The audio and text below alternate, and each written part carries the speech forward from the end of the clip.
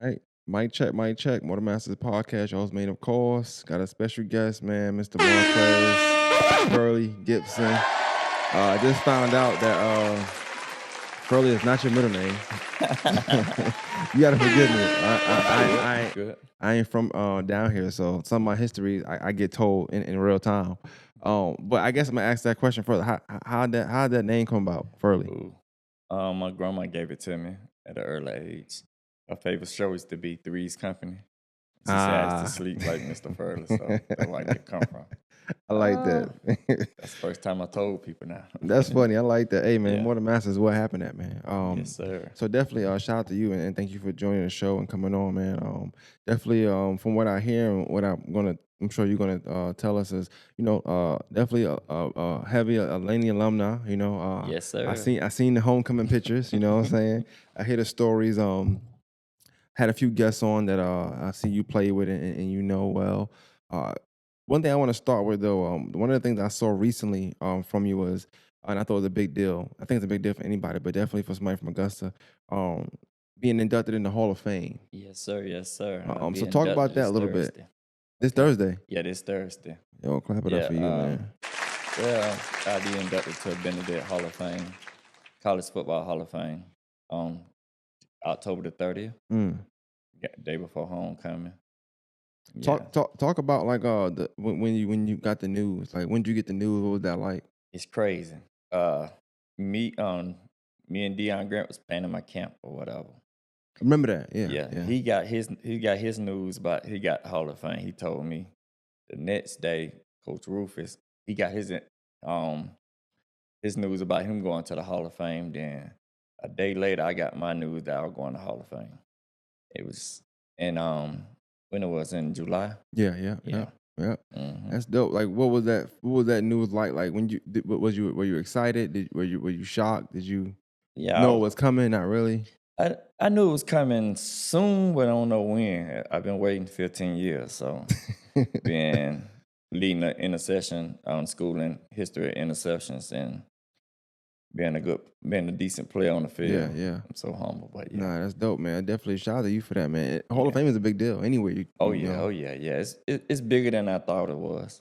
You You know, know. the thing about Hall of Fame from this is from a person who don't play sports, but like Mhm. only a selected few Yeah, can get there. It's not like yeah, it's not like a real political thing. Like you got to yeah. really be somebody. I'm very humble. I'm very humble, but yeah, it's bigger than that I make it out to be Yeah. because I've been getting a lot of shout outs and hitbacks from players who I coach, train. They more excited for me than Yeah. I am. Yeah, yeah. Yeah, so me Well, seeing that. no, I want to. How I do it here. I normally I try to go backwards and you just walk us through like your steps in your life and how you got to where you at now. So, Woo. let's kind of talk about the early days. Where you was Okay. from, where you was born at, I was upbringing. okay. I'm born and raised in Augusta, Georgia. I was raised in Delta Manor in the bottom, what they call Okay. Oak Point now. I went to Hornsby, East Augusta, Laney. But coming up there playing football in a playground and stuff, that's where it come from. And going to playing at May Park, never went to the Boys and Girls Club because May Park was everything that we had. Mm. So from doing tutoring, lunch, everything was at May Park. So I played with the Nation Bank Bass for under Coach Glenn, then Coach Adams. Then I went to the Raiders for Coach Temple, where I really learned everything from right at Coach Temple Yeah. with the Raiders. Then after leaving the Raiders, I went and played at East Augusta under Coach Drain and Coach Bo. But just going back a little bit, like Mhm, for the May Park era, mhm. what was playing? What would you call that? Like I don't know what kind of football do you call it? Is it Right rec now, ball still? say that Is again. it rec ball still? What they call it? No, Pop I went. Warner? Is It it? was rec ball, but it wasn't rec ball because none of these AAU team would be able to beat us back then. Imagine have to tackle my best friend JK every day Yeah, at yeah, every game. You know him. Then Ken, I always played against all of them. I was with the Bears. They was with the Jets. You gonna always hear the Mayport Jets with this and that. They was, but it was competition every week, Mm. every game, more than how it watered down now. Yeah. That just because the travel ball done took over. But I guess outside of sports, tell me about your like. You got siblings? Like, what was your Yeah. upbringing like? You live with your mom, your grandma, your two parent I home. grew up with my mama. She had 3 kids. I got an older brother and a younger sister. Oh, you're the middle child. Yeah, I'm the middle child. Me and my sister 10 months apart, so we walk around for 2 months, the same age. So yeah, and my daddy had 19 kids. So Oh God, and he's a Walker. Is his last name Walker? nah, he ain't no Oh, Walker. okay. Bill Gibson. But the Walkers real close. Half of them my family too. Yeah, I don't know because every time I hear about a Walker, they got it's in the teens. Oh yeah, 19 kids. Whew. Yeah. Well, he's the run well. Him and they granddaddy Joe is Turner and my daddy's to run together. Yeah, back in the day. Oh, what, like you knowing that? Like, what was that like for you? Like knowing your daddy got 19 kids. Back then I didn't know. Honestly, I found out my dad had 19 kids. My dad had passed 2021. A week from now it'd be 2021. But I knew 13. Oh, that's close. 13. Then he told me 19. Everybody keeps saying it ain't 19, but he told me 19 out of his mouth.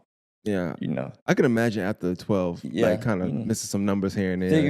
figuring out family members later in life. Wait, how that work? Like, is it something like? Well, I don't know if it's something crazy, but if it's something like, yeah, just like each other, or like maybe you like the person in school, and then you find out, oh, that's my sister, or that's my cousin. So I can go to a picture of that. My brother, my older brother, and my cousin, I ain't call her name, but they was dating each other, or trying to date each other in school, and they found out they was first cousins. My dad and her daddy was brothers. Damn. So yeah, it's tough. Yeah. How was that? Like it just in your household? Like how did it affect you at all in your life? Like, could you say you live with your mom? Yeah. Me and my daddy were close, but my daddy was in jail most of my life. When I got 10, the feds came and got him for drugs. He got caught up in that Nicky Burns charge from New York. Yeah. He got caught up in that. He was locked up from 10, when I was 10 to my sophomore year in high school. He got out, came to see me play a football game, play Washington County. We beat him. And he went back to jail like next week. Because the feds the DEA who used to work for him, retired. So they went to bring up the old cases. Oh, so he had to do 11 more years. And then he got out 2011. And we was close. Up until I always was a daddy boy, but he was never there. Yeah. So I always relied on all my coaches for that father figure, my uncle. Did that just asking though? Did that like put a strain on your relationship at all? Like I know you yearned for it, and obviously he couldn't control whatever he was going through. But what was going through your mind? Like going through life, seeing some of my best friends, like I say, JK dad was like a father figure to me. Seeing his dad and his life, and my dad one day at football games, everybody going to their family. I'm going home. My mom had to work, so that put a real strain on me. That made me more clingy and want to be more I'm more of a family person than anything because I rely on family and trust. Did you have a goal of having like 19, 12 kids? No, I got enough on. I ain't never done nothing. No. I got enough on. I got 92 on my track team. Oh yeah, no mind. I like that. Okay, that's dope. I want no more. Yeah. But I know. So back in the day, like, how do y'all? I know you say y'all play in May Park and things like that, things of nature. But like, how do y'all get introduced to sports? Like, besides, like, what made y'all want to go to May Park and play? Like, how I got introduced? Well, we always played throwback tackle, all of that. We used to be like streets against streets. So I stayed on East Chapman Street first. It was Chapman Street against Buller Street. Then when we moved to Fergo Street, so now I became the bat boy, what we call it. So Fergo Street versus the front. And we used to meet up at the church ground, Good Hope Church right there. And play football against each other, all sports.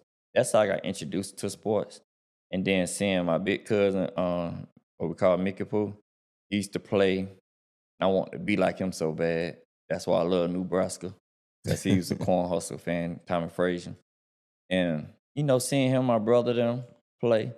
But then one of my best friends, childhood best friend, Rodriguez Davis, he was playing. He told me, man, I'm the only one out here from our neighborhood. You got to come play, because all our neighborhood played for the Jets. I got you. You see what I'm So saying? yeah, So I ended up going with him. Then he ended up quitting on me. yeah. So I was stuck out there by myself. That's when we fell in love with it. Got you. So I know you say I played Main Park up until you started playing Yeah. in middle school. To middle school. And you say East Augusta, Hornsby now, East Augusta, right? Yeah. Before you get into like the playing aspect, what was East Augusta like back then? I always ask people these questions because I try to get different errors and different questions. East Augusta was rough. It was what we call the bottom mob squad. That was the game that they call. It was Delta Manor, River Glen, Underwood, and Marion Home. Marion Home and Underwood ran together. When I was in 6th grade, I saw the biggest fight of my life. It was Underwood against Delta Manor, and it was pouring down raining on the church ground. My brother and my big cousin them fighting. So East Augusta was rough. I tell everybody, like, if you can make it at East Augusta Lane, you can make it anywhere in this world, and I'd improve it. I like that. But now, and I hear a lot of, especially from Laney players, a lot of Laney players that came from East Augusta kind of have that similar story. Like, well, this was rough, and kind of you can make it outside of the world if you get past all of the things in your way. Trying to get just trying to stay on the right path. Because you're playing sport, but then you go in your neighborhood and you're in your neighborhood. So so it was two things you would get. You was playing sports, how you were getting that 8 ball. Yeah. It was just that simple. Like, a lot of kids I know, I was part of it too, had more money than teachers in their pocket. Some of them driving to school. Yeah. I'm talking about 7th, 8th grade. Like, but you gotta understand they had to, because our mama had to work. My mama saw me play 4 games my whole life of sports. That was senior night of high school, senior night basketball high school, senior night,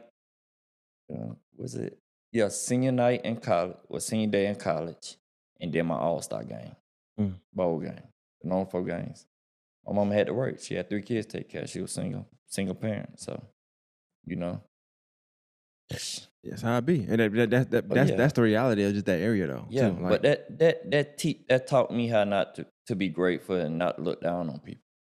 Like, it's a lot of people I help that ain't gonna say I help them because I don't talk about it. Yeah. But yeah, that's why I do my program that I do. Yeah. So I do want to get into. I'm gonna get into. I want to touch on that later on. No, Yeah, I'm gonna ask you a question now. I want to ask a question now. Go ahead. I'm an open book. Yeah. So, because you mentioned something, you was like, at that point, at that time, it was sports or 8 ball. So it's drugs or sports.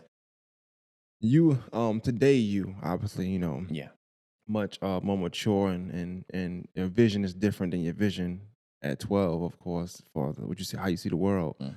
What do you make of that though? Like that phrase that we always say, like, it's only people always say 3 things. They would say sports, drugs, and music. But I've always felt like music is synonymous with drugs a lot of times. You know what I'm saying? That's just that me goes though. together. All of it go hand to Technically hand. speaking, yeah. And you play football, and a lot of people that think football is like, they look at football as thug. Like football, and you gotta be thugging because it's a rough sport. That's what they look at us now. Yeah, you're right. Yeah. But then we tell them that, I got 4 math degrees. You see what I'm saying? Yeah. So, and that's why, like I said, that's why I do what I do, because I try to save the kids as much as possible. You don't know how many calls I done got at 1 o'clock in the morning because of this person, that person. And yeah, so my biggest flex is I get to train, coach my friend kids. Yeah. Like 80% of my friends are in jail or dead. But I get to coach their kids. And I want to pivot to East Augusta. Back then when you played, I couldn't play in 6th grade, right? Yeah, we couldn't play sixth grade. Yeah, and that rule See, changed later on in life, right? I was able to play 3 years at East Augusta because I love East Augusta. I ended up doing 4 years at East Augusta. Yo, I was about to ask you, wait, hold up. Oh, nah. They might East put you in Augusta that, they might put you in that Hall of Fame too. Yeah, East Augusta was my biggest pivot though, because I got kept back in the 7th grade for trying to follow up other kids. My mama went to work from 9 in the morning, 9 at night, so school got in at 9. We barely went to school, just following the wrong crowd. Mm-hmm. And that was my biggest pivot of my life, getting kept back. It kept me right when I got to school. See, they ain't send report card hard saying you got retained. When you got to school first day, they put a big sign up on the board of 6th grader, 7th grader, 8th grader. You went to my name, went to the 8th grade list.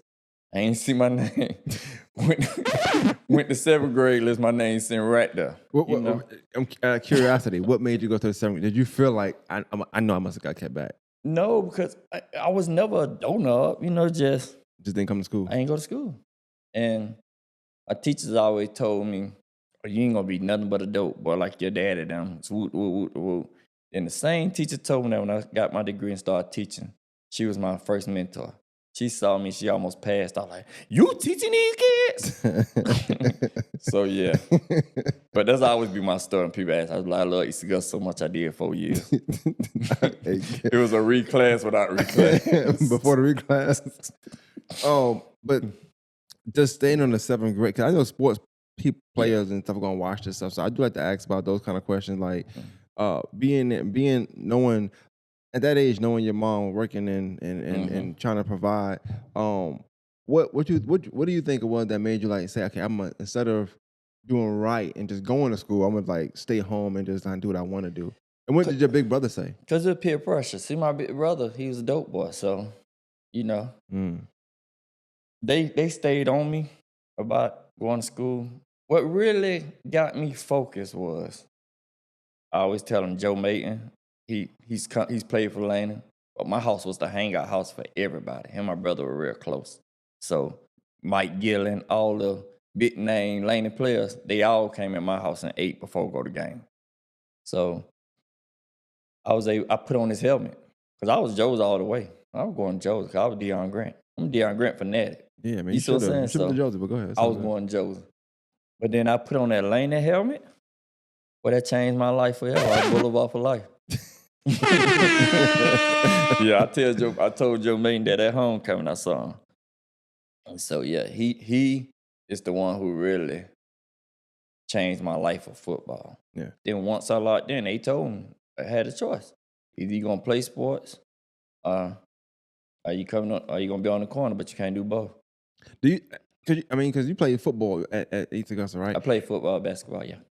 Mm-hmm. I guess my question would be, what happened? Because I know in football, it's the beginning of the year. Mm-hmm. So I always feel like, as a football player, I know the challenge is like trying to be good all year. Right. Basketball players got it kind of easy a little bit because the first semester's out the way. So you can't even play if that don't do right. Then you go into the third kind of second and third while you playing. Now the last one is your thing, right. But so before the rule changed, now the rule is if you don't go to school, you can't play in the game that day. It wasn't that way. We was good players, so Coach Drain ain't care. So we'll show up at school 4 or 5, go to football practice or games. We used to hide out just at somebody's house, but my house was the hangout house. So because your mom was at work. Yeah, my mom was at work, and she always took. If your mama kicked you out of school, out the house, you came and stayed with us. Everybody stayed at our house. My mama was the boarding house to to all the kids. So your brother didn't play sports. How much older is your brother? He played sports. My brother stopped playing sports. He's 4 years older than me. Okay. My brother's be good fast and everything, but streets took him in 9th grade. And then when our best friend Mike Lambert, Maestro, who got killed. But yeah, all of them gave it up after they got that 50 pack. Mm-hmm. And my brother, he used to be with me playing sports. Then I don't know him in 8th grade. So he ain't touched a basketball ever since. So yeah, he was a good player, but it just he didn't show me the ropes that I needed until I really taught myself You got the same everything. daddy? Yeah, we got the same dad, the same mom. Well, I mean, that's the only thing I would Mhm. say too. Like, I would wonder that, like, Yeah. them talking to the middle child, you, Mm-hmm. and you talk about some of the things you might have dealt with. So it makes you wonder what he might have dealt with, Yeah. not even having Having that. that. But also Yeah. in the streets, is like, I guess how the streets look out for you is like, well, Yeah. even if your daddy wouldn't want you to do that, I'm gonna give you a pack, Yeah. because I know your pops, and he Nah, just he hit you wouldn't off. want us to do that. But But the streets gonna do that. yeah, he got a lot of, how can I put it? He got a lot of favors because of my daddy. Yeah, yeah. You see what I'm saying? So yeah, it just then they kept me away from it. Once they realized, they saw how good I was in Yeah, in sports. sports. Yeah. So they saw me touch that. Him, Marquez, Ushan, all the bottom boys. So Q. what about, like, so you get her back in 7th grade. From that point on, are you like good in school? Are you changing I your was ways as straight a A's then. student? I was straight A's then. Were you embarrassed at all? Like, Yeah. I always been math. I've been doing math in my head since I was 5. And my 5-year-old now do it the same way. that's dope. Yeah, That's dope. so math always been easy to me. That's why it's easy for me to teach it, because it's always been a gift. So you was able to play in 7th grade still though, Yes. even though you did Yes, it. they don't care about that. But yeah, obviously, because Yeah. that y'all come play in the game, y'all ain't go to school. Long as you ain't meet the age requirement. Like they Gotcha. had an age requirement. Like if you 15, Mhm. you can't play. So just to move on from East Augusta, I know you said that you wanted to go to Josie Mm-hmm. for the most part. You wanted to go to Josie. Do the Deion Green. That was somebody you Yeah. looked up to. That was y'all GOAT. That was y'all guy, right? Yeah. I hear a lot of good stories about Him him. and Almar Talbot. Like, Yeah, yeah. by me and his brother being real cool playing AAU basketball together, Buck Talbot. And so yeah, I saw them firsthand, you know. So I know you say you put the helmet on, but what was it about? Like, how did it happen? Would you go to camp at Laney? Like, what was No it? one, no camps. Oh man, please, them boys was straight drug. Them boys, that whole team was straight drug boy before we. My year, Hey, chill. Hold on. no, hold on. My first, listen, you don't understand. My freshman year is when Lane whole changed. From 2000, that's the whole change of Lane. But before that, man, please, I told you they was at my house before the game. You don't leave the house. You don't leave the school before a game. Now they had to come shoot dice and all that, you know. Nah, ain't no different. But when I put that helmet on, Joe Maine looked at me and said, "Boy, well, you look good in that red and gray now. Yeah, a couple more years, you got to go represent." You know, so that was it. One of that. But the crazy thing about it is my grandma stayed in Joe's zone, and I'm a grandma boy. So once the the day before 8th grade graduation, the police kicked in our door and finna take all us to jail because they found dope in us, whatever. And my brother took charge or whatever because it was theirs.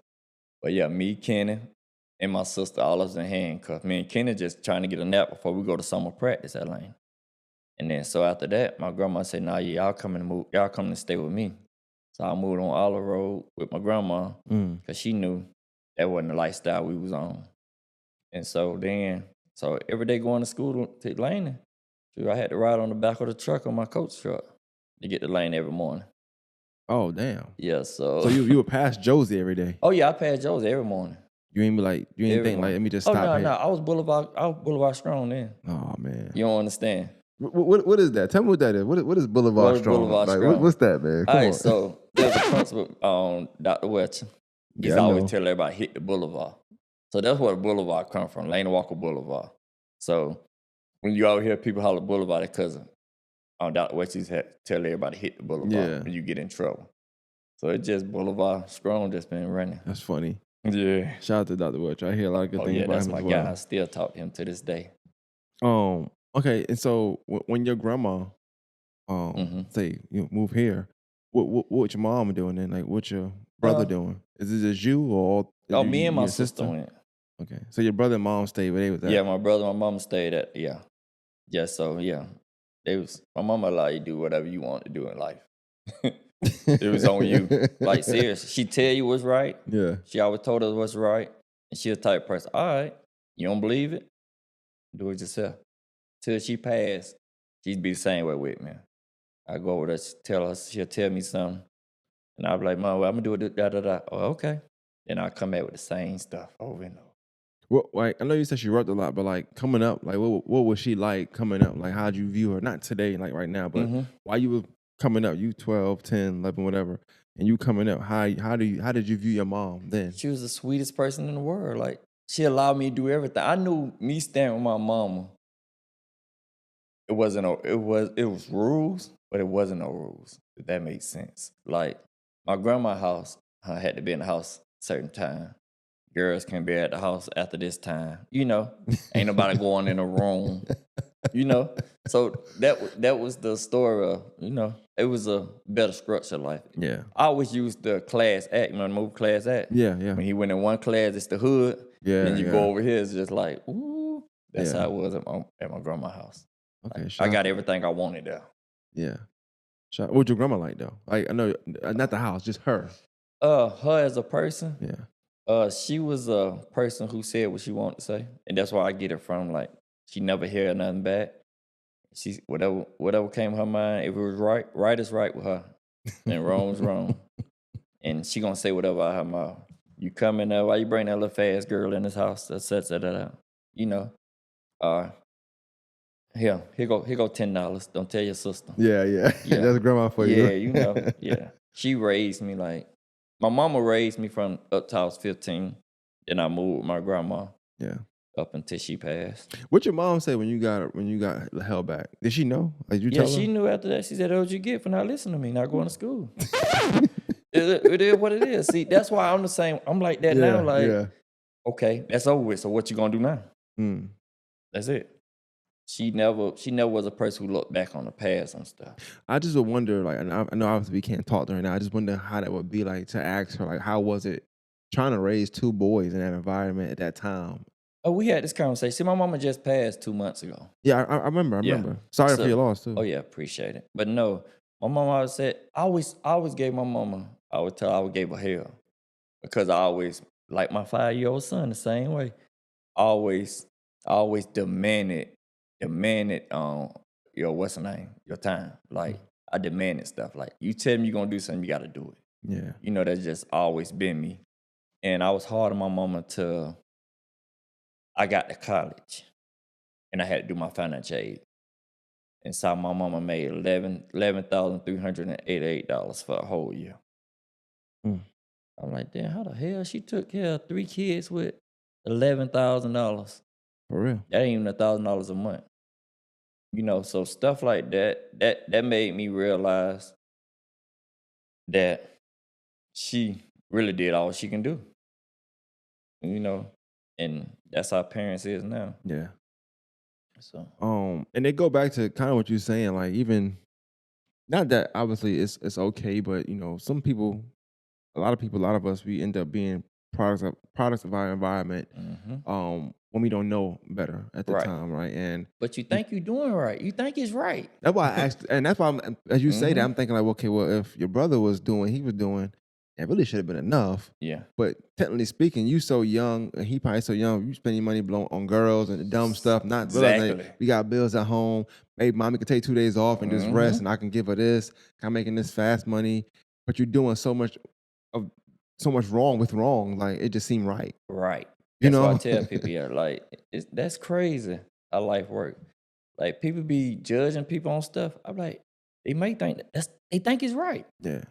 Because it's a big part of me that wanted to have a conversation, which we can have later. But like, I've heard that saying of like, there's only 3 ways out the hood, and it's this, that, right? And that's what we said. That's what we said. But I know now that's not the case. I'm looking at somebody across me right now who's telling me, well, I got held back in 7th grade. I was doing X, Y, Z. I did this. And yes, did sports take you somewhere? But I do feel like now, even if it wasn't for sport, I could have just kept my head in the books. The same amount of time I put in football, I could have put in my books and just been a scholar. We'll get to that point too, because if I would have knew better, if I would have knew better, I had a full scholarship to University of Tennessee, but I chased the football. for engineer, minority in an engineer scholarship. But I decided to chase football and sign, and I could have walked on at Tennessee, Yeah, you know, yeah. for track and football. Looking back at it, and even Yeah. us as adults, you saying it now, I'm like, Mhm. I was just no brainer in Tennessee. Yeah. But when you playing sports, you But so caught up with sports. but I didn't have a me coming up. You see what I'm saying? Perfect So example. if I had a me, I ain't, I'm bragging, I'm very humble, but I didn't help over 100 and some kids get in school yeah, and send them in the right direction. You know, if I'd have had that, me coming out of high school with a 3.5 GPA, 1250 on the ACT, and then ran a 4.2, clap it up for you. you know, seriously, like, I was more than just a athlete. Our whole crew was. It was a group of 10 of us. All of us were top 10 in school. So you know how people you say, "Oh, y'all just play sport. Y'all dumb as a box of rocks." Yeah. You couldn't say that about us, because all of us was top 10 in our class. Yeah, I like that. See, but that's stuff we You need know, to hear. and all of us had a vision. Shit, me, Kenny, God bless Derek, Pretty Brown, Rashad. I was going to school because me and Kenny was gonna be the football in the Western Nine, and the basketball player. We were going to college. We were going to the pros. Rashad went to school for business. Pretty Brown went to school to be a lawyer. All of us were putting that, what LeBron them put together, we was putting that together before time. Yeah, that was our plan. And I already knew if I wasn't going to the NFL, I was going to be a teacher in the Western Nine. Coach. Teacher and a coach. What, Yeah. I want to talk about your time at Laney for a little bit.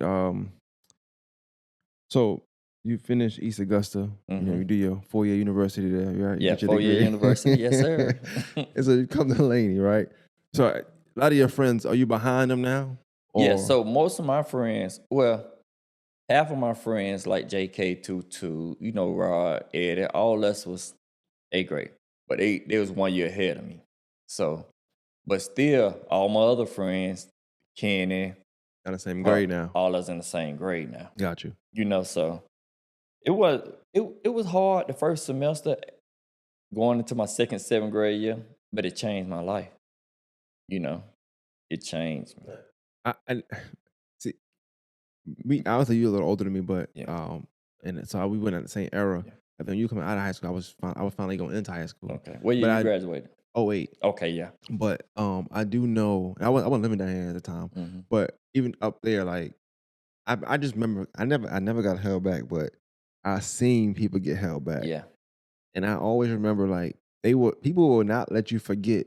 You Oh, ain't supposed to be in this grade. You know that, right? Oh yeah, Like, oh yeah, I got all of that. I got all of that. It's That like you one, can't even, man, please. you try to engage in a joke. Nigga, Look. what you in the class last year? Yeah. It's like, so Mhm. I got that a lot, and I still get that. You only made it because you got kept back. Whoop, whoop. No, you reclassed? don't forget about I sat out 3 years and went back to college too now. Yeah, you did But say yeah, that, yeah. so we'll get to that too. But yeah, that's one of like a lot of friends. You know, they throw little jabs. Yeah. But you know, when you're younger, you're not you just clapping back. Yeah. You never know how somebody feel about it. Yeah. But it's things I think about today as us being older. Mhm. And I'm like, damn, I ain't have to say that. Oh, damn, I ain't have to laugh at that. You know, because you Yeah. don't know what somebody going through in life, Yeah. you know. And granted, like I said, it's not like you was dumb. It's just you just didn't come to school.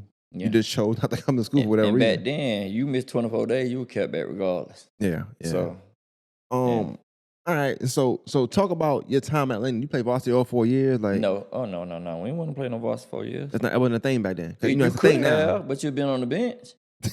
You see what I'm saying? No, you want to play. Yeah. That's like, I take that with Kenny.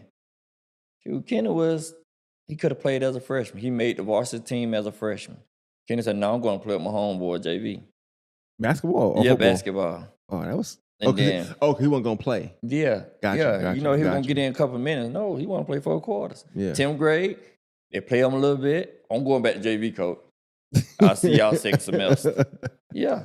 But with us, we were loaded. See, I came in 2020. No, 2000. Say, 2000. all right now. Ooh, I wish I could play in this era. Man, listen. 2000. I came in 2000. Man, we had 21 seniors. That's when Laney changed. Laney went from 0-10, 1-9, 3-7. Now we 10-2. Real quick. Mhm. You said this is the second time saying Laney changed. Now, mind you, I'm not from down here, so Yeah. I don't know nothing about Laney at this time. Mm-hmm. Just a quick backstory. When I first moved down here, and they said, "You going to a Laney game?" I moved. It was 05. Some guy was talking to somebody. Was like, "You going to Laney game tonight?" I'm watching them talk. I'm like, Laney. In my mind, I shit you not. I'm not. I can't make this up. I'm thinking y'all going to the school Michael Jordan played Michael for. Jordan played for. Oh yeah, That's we the all use that. only We time use I that. ever We heard use of that. Laney in my life. I We said, "Hold use on, that. Michael Jordan from here?" He's going to start laughing. I'm like, I'm trying to ask him on the slide, you know? Yeah, we So- use that.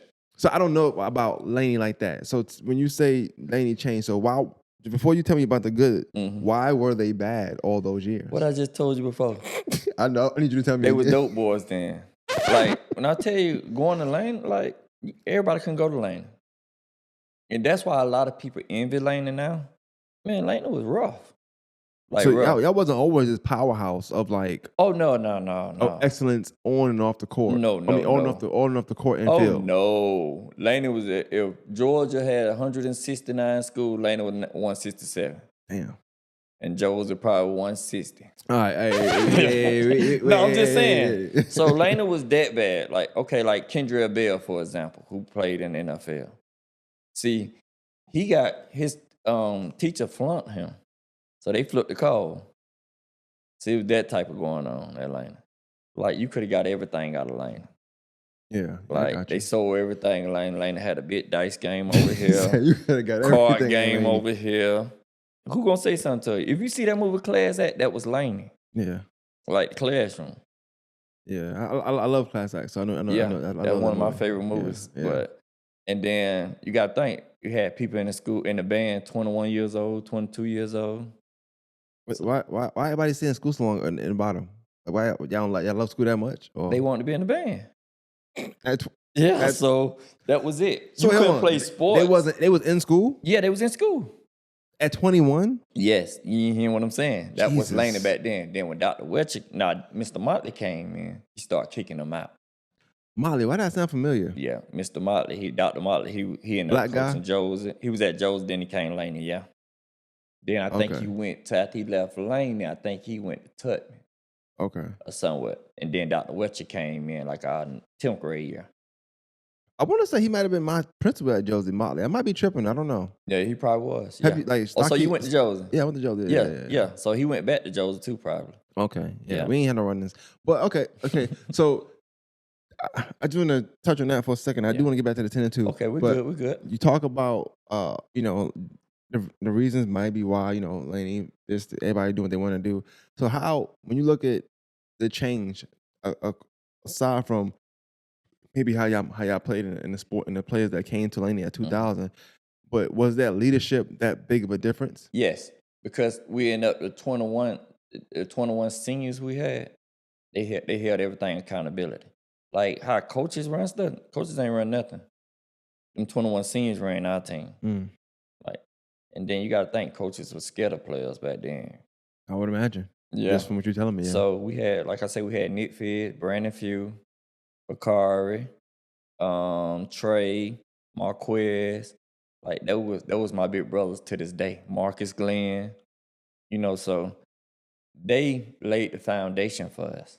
And we just kept it going. So, like I tell you, we got the best. My 4 years at Laney, that's the best winning season in 4 years ever at Laney. You sure about that? No. Yeah, I'm positive. I'm only asking. Once we put this out now, that's it. Put it out. They'll tell you. Because y'all love each other, but all the errors like to argue with each other too. Oh yeah, we're gonna argue. Okay, Like we fight each other, but when it's time to go out in the public, it's Laney against everybody. Just so I'm clear, you saying from 2000 to 2004? Yeah, look it up. That era, most winning era in Laney. Most football. Oh, in football. Okay. Yes. Okay. Oh, no, not basketball. We won a region 2 years in basketball, but it was all football players. Gotcha. So we went to the playoff in basketball. I think our record was 9 and probably 18, 9 and 12. I mean, something like that. Yeah. We had a sorry record, but we won a region. Ended up going to the Elite 8. If Laney was that bad, how did people get scholarships back then? Like the schools would come and be okay with all the stuff they were seeing? Okay, so it's more people. See, like me, I wasn't the best person on my team. I was probably the 5th best. but I got a football scholarship because I had the grades and everything. But it's more people who took the pack after the senior season who should have been in college. Off that team alone, we should have had at least 15 people in the NFL. And I'm not exaggerating. For me being in this era, coaching in this era, teaching in this era, playing in that era. Like, Bakar, like I always talk to Bakar, he could have went to Alabama, but he went to Georgia military. You know, we can't go to no military school from Laney. He went straight out the bottom. Yeah. And then we ended up going to Allen. Then Allen left state football program, so he came back home. It was football or die with us. Yeah. You know, and it's sad. I see a lot of kids like that now, and I try to catch them before. You graduated 04. 04. So talk about, I mean, now we talk about the football aspect of things. Talk about y'all team, all this winning y'all was doing, right? At Laney, from your freshman year, your 4 years at Laney. But y'all the team to beat. Y'all were the best team in the area. Oh yeah, we're the best team in the area. Y'all beating Thompson too? Thompson ain't want to play us. They were scared to play us. Even the year they won the championship. We were supposed to win the championship that year too. They wouldn't play us. Nobody would put us on the schedule. Back then, we was rolling. We had to play games out of town. Like, you know how you get the non-region games? Yeah. We couldn't play the cross creeds. We'll play Richmond every now and then, you know, but we had to go play teams out of Atlanta, Park County, the Banquet, all of them. The teams here they want to play y'all? No, they didn't want to play us. See, we ended up building our bond because we went to camp. A camp called Sherrall, South Carolina. Never heard of it until that day. Where your phone's wrong. You couldn't use nothing. It was hell. And if I talk about it, I don't know if it's statute of limitation, but there'd be a lot of people in the jail. rough camp? Oh, yeah, it's very rough. But that brought us together as brothers. Yeah. So, all right. So, y'all winning all these games in school. So, for you, this is just like to you, like, what changed for far as like younger you until high school you that had you getting these good grades and where you have a 3.5 GPA? Right, yes. Mainly because we had, like I say, me and my boys, we had a vision. But, you know, I played with JK, played Robert Dunn. Them the only two Mr. Georges ever come through Augusta. And all us best friends. You know, we just held each other accountable. Like, me and JK, we fought every single game. Even though he had 2,000 rush yards, 225 tackles in one season. If I have to make the tackle at safety, yeah, we're gonna fight. So, and if I ain't catch him, he slapped me. It was a mutual I got you, understanding. We used to fight on the field. Yeah. Literally. Because he used to give up on the play. Because he'd take a play out. Nah, I got to make the tackle, so I'm mad. You know? Did you have rivals back then? Like, Oh, yeah, Joe's was our rival. If you ever went to a Lane and Joe's game from, I say 2007 on down, if you ain't get there at 5 o'clock, you want to get in. You know, you might see some pictures and stuff come up on Facebook. Them real pictures. Like, I'm talking about support. But Joe's never beat us, though. No. Not when you were playing? No, we ain't never lost Joe's. Got you. Who y'all lost to? Huh? West Side beat us once, but we beat them 3 years. Washington County. That was one of our big main rivals was Washington County. Yeah, they don't play around. Yeah, they're a powerhouse. That's a big school right there. When we first went there, we were culture shock because they had a tombstone in the end zone. Like everybody they played had a tombstone. That scared us a little bit. But we played them tough.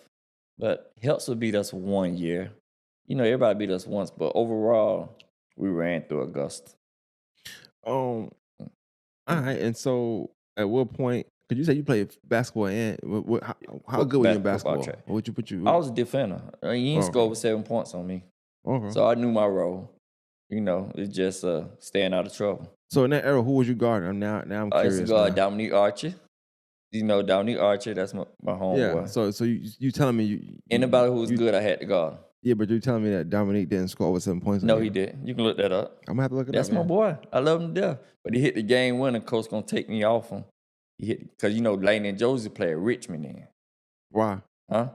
Because no Laney's little gym Oh, couldn't small hold us. gym. Joe's little Gotcha. gym couldn't hold us. Only thing could hold us was Richmond. I never knew that. Okay. Yeah. Told you Laney, I wasn't here, so I don't okay. know. So you gotta understand, Laney and Josie just started playing in their gym probably 2011. Yeah. Say No. 2011. Remember, Josie got a new gym. Okay. When Josie got a new Oh, gym. yeah, like in 05, I thought. Oh, not 05. I was living down here. 06, I'm sorry. Oh, Well- yeah. Josie had a new gym. Okay. Now, Laney, I Laney, don't know. we Yeah, got I don't know ours when they later got on. theirs. Yeah. Because you're we got right, our yeah. stadium in 06. Got you. So yeah, we never played. I never ever played Laney. Because even in your era, Josie Yeah. had that small gym too, and then y'all had a small gym as well. Yeah, Or if you see the smaller old gym, them was our gym. Got you. So it couldn't hold. I see a lot of Raw Hall clips in y'all in the old gym. Yeah. See, Rod Yeah. Hall graduated 10. So yeah, Rod Okay. Hall probably played his last year. No, he didn't. No. I'm not sure. I don't know. I thought he played. No, his senior year he played there because that's when he dunked on the buck from Cook County. It was in the old gym. Yeah, so Him and it Coco. was in that gym still. Yeah. So, So yeah. you're right. Yeah. Yeah, so now Laney, I never played Joe's at Laney. All right, Joe's. Always at Richmond. Always at Richmond. All right, and so I'm trying to think of some other players because you said you defended. So who you played the 4? Yeah, I played the 4. I was Charles Broccoli, man. Come on, man. Charles Broccoli. No, I always was a good defender. I don't care now. I knew my role. I'm getting my 4 fouls. Couldn't take him home. Yeah, he tell you that why they all, if you see him on the post, they be messing with me. Them Yeah. old jokes. Cause they already know.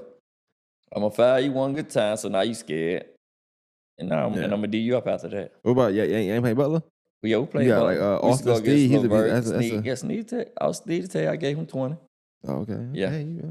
It was good, but nah, we couldn't beat Butler.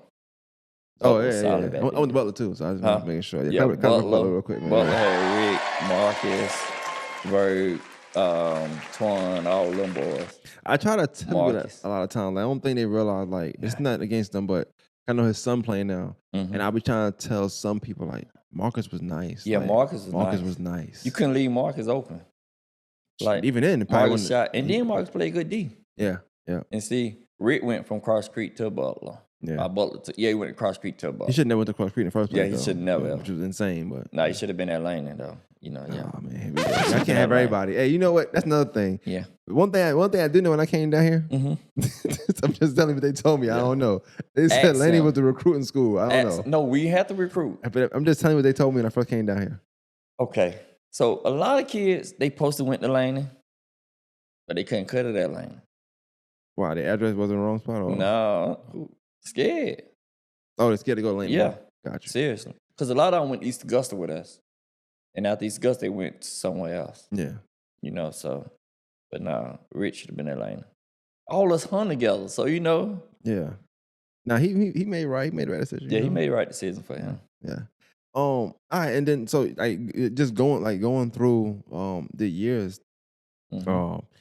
At Laney, like if you could change something, what would you change, if anything? What would I change from Laney?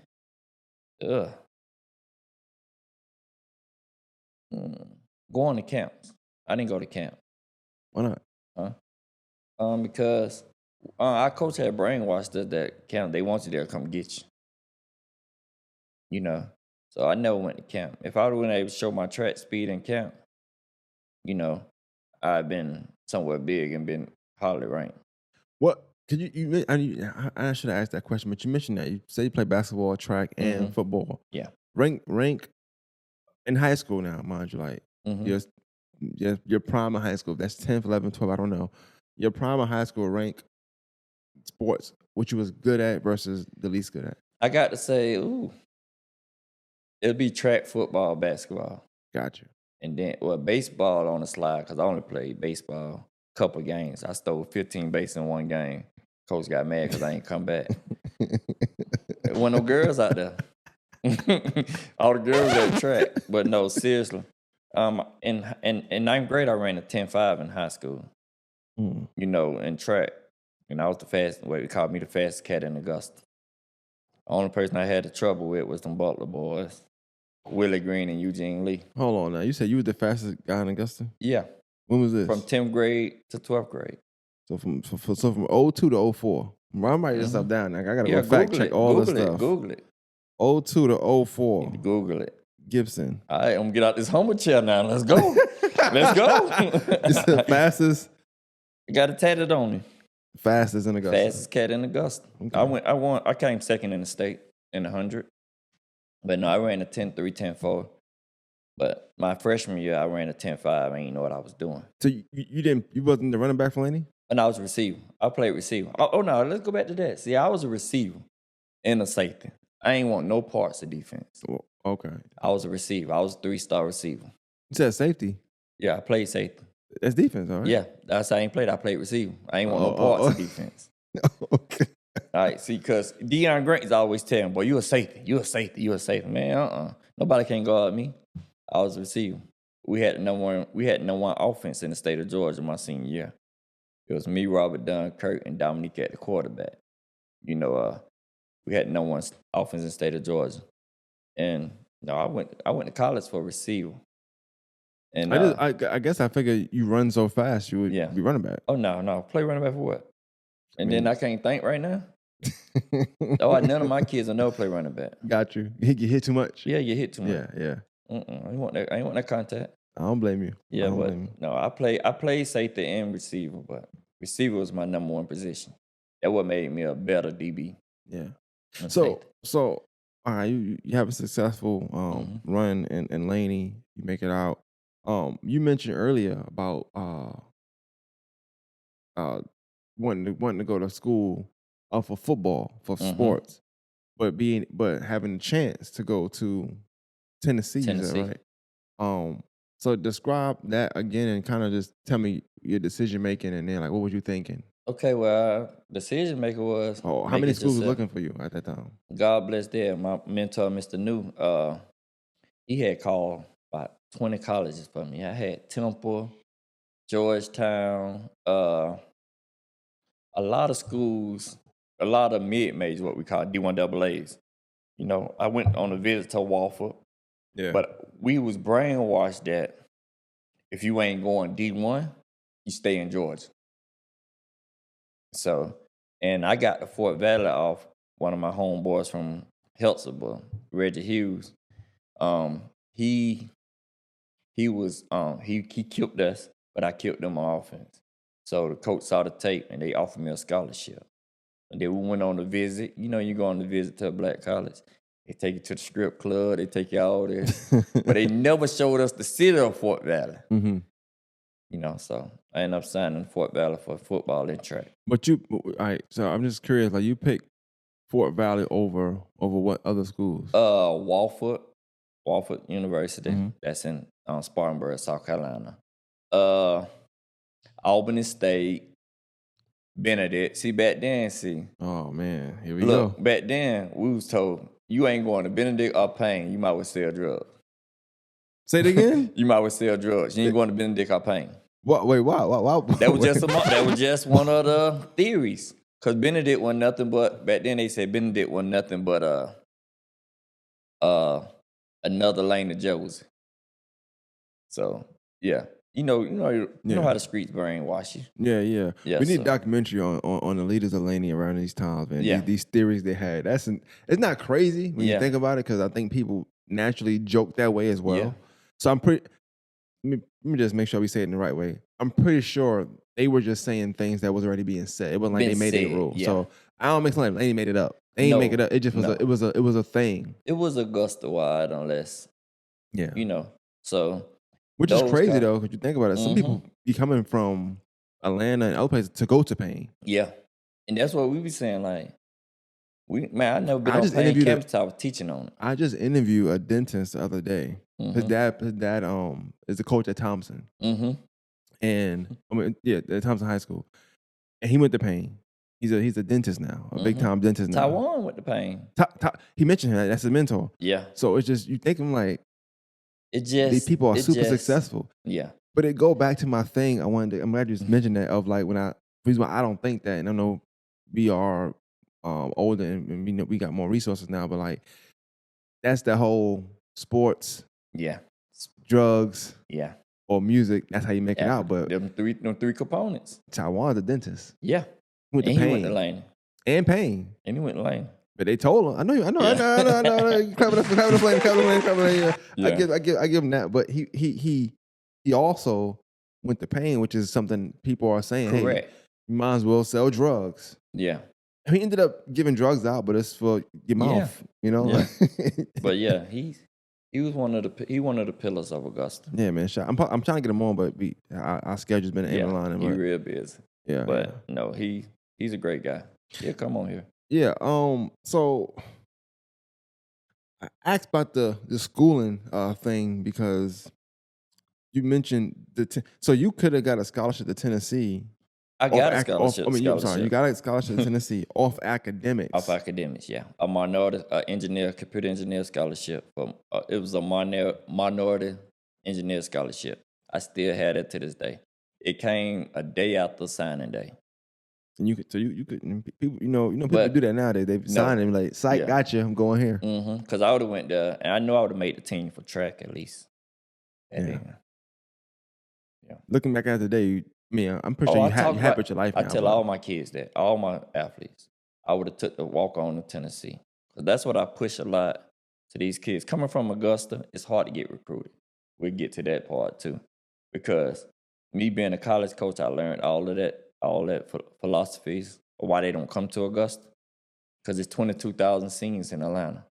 And what do all the colleges fly into? Atlanta. So why couldn't I here to get one or two kids? So that's the biggest philosophy. So me, if I would have knew better, if I had me, I would have went to University of Tennessee for what's the name? I know academics. And I know people that's watching, I know that you are humble and you speak in a humble way. And I think when you saying if you had me, I don't even think you just mean yourself per se, but just somebody who been through it. Or what I do and what I do. Yeah, and that care. Yeah. That like not to put in my business, before we started, you had a kid call you about trying to go to a school, and you explained to him like, hey, look, we're gonna do that after this though. Yeah. But it's like even you breaking it down as to why, like this is just that kind of school. We're gonna do this first, and then if we can't get that, then we're gonna do this. But even your breakdown is different than what you was brought up on. Like, hey, it was like we ain't doing that. No. There's no why. We just not. We're not doing that. You sign it here. Yeah. See, you caught some exclusive stuff there. I get that every day, all day. One thing I always tell a kid, they can't do them but tell me no. Mm-hmm. But the first thing I need to know, if you ain't got the grades and a little film, I ain't worrying about it. Yeah. If you got size and grades, I don't even need no film. I can handle the rest. That's just stuff that's why these kids respect me a lot, because I talk to them no matter what. You saw it firsthand. Yeah. That was a kid that I saw 2 weeks ago. But I know he got the grades. So I'm trying to set him up some visits just to go to college and, check it out. So I know you said that, y'all was told like if you weren't gonna go D1, stay in Georgia, that and third. Don't really know the logic behind that, but it is what it is. Because you get hope.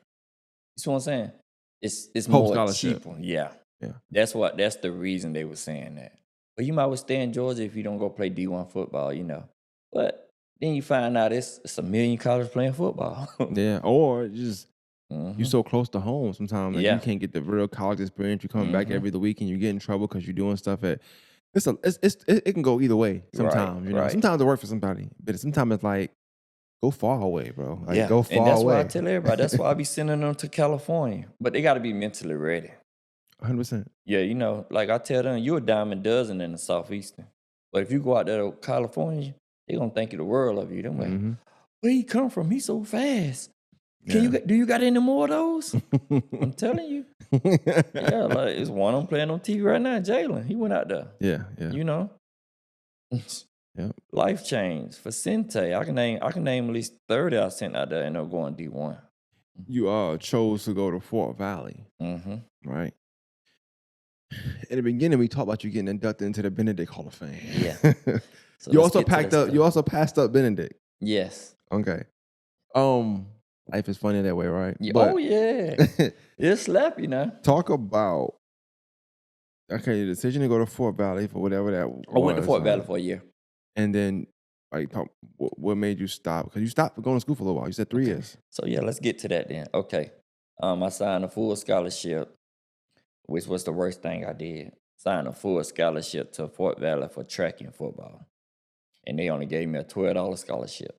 $12. Yeah. Because you gotta understand, Black College D2 is grant and aid. It's grant and aid scholarship. So me being a 3.5 GPA 1250, I got President's Scholarship. And so when I got there, I looked at the scholarship thing, said $12. No, it said $24. I got a refund check for $12. Oh, wow. So yeah, that's why I preach that to kids too. You gonna go there, ask for just give you this amount of money. Cause we'll get to that point too, but back to this about me. I went to Fort Valley for football. They brought in 100 kids. So I got red shirted for football. You know, but then I ran track and made it the national as a freshman and track. 4x1 and we dropped the baton. And national went in with the fastest time with a 39.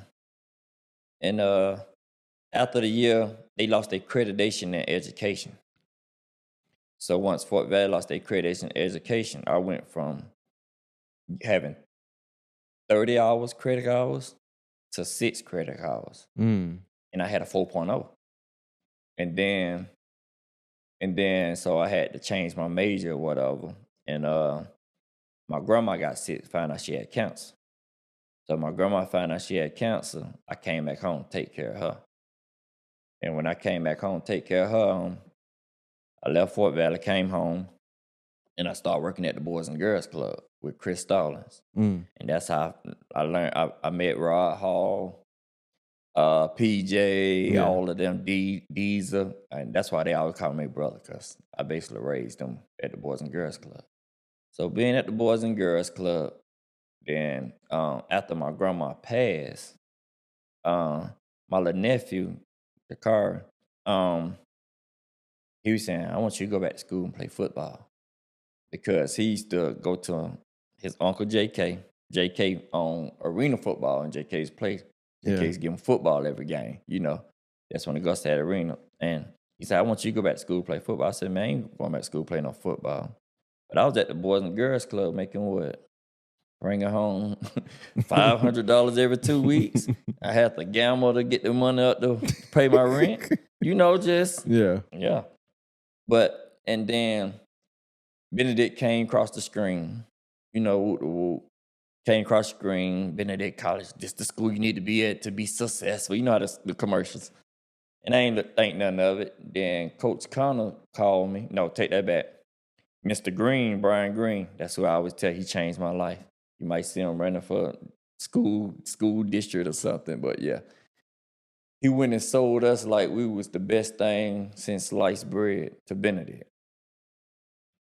And he told me, you need to go to Benedict. And Coach Connors, still my father to this day, he called me about coming to Benedict. I said, man, I ain't coming to Benedict, man. You know, I had a son. My son was 2 years old. I said, I ain't going to Benedict. I turned him down 3 times. And then he called me one time. He said, just come up here. Just come up here and just check it out. Mr. Green took me up there. We took his Astro van from Augusta to Columbia. I think we had $19 total. You know, so that's why I'm always humble. We had $19 total. We went to McDonald's, ate, and put the rest in the gas tank. We got to Columbia and back. But when I went down there, Coach Connor said something to me that changed my life. He said, I'm going to make you a champion. And I ain't talking about football. You know, I'll make you a champion in life. It's going to change your life forever. His speech he gave me, and it changed my life. That's why I ended up going to Benedict. And then, you know, once I got to Benedict, I said, man, look. He said, we need some DBs. I said, no, I'll play receiver. You know, he said, okay, you can come play receiver. He said he had 2 DBs who was all conference. I'm like, all right, well, I need to go there. They're going to be your boys. Then once I got to Benedict, found out they were running that triple option. I said, Coach, let me go check that defense out. Back then, when we played defense, you know, they just told us, get back, go over here, go there. They said back pedal. I didn't know what a back pedal was. First day of practice, I started off as the fifth string cornerback. But you know me, I'm from the Boulevard. Like, we challenge and we always compete on everything. So uh every practice, first practice, I'm watching the drills. I had one of my best friends now, Brutus. He was the smoothest kid I ever seen out of Florida. I see him backpedaling, getting out of there, bro. I said, what are you doing? He said, oh, he's backpedaling. Oh, he's weaving. I said, okay, let me see him. I saw him do his move. Ooh, then I started doing it. See, I'm always been, you showed me I can do it. Yeah. Anything in life. And so I was fifth string, first day of camp. The number one receiver was from Corey Garhire, free him, please. He was from, he went to Mississippi State. Yeah, Mississippi State.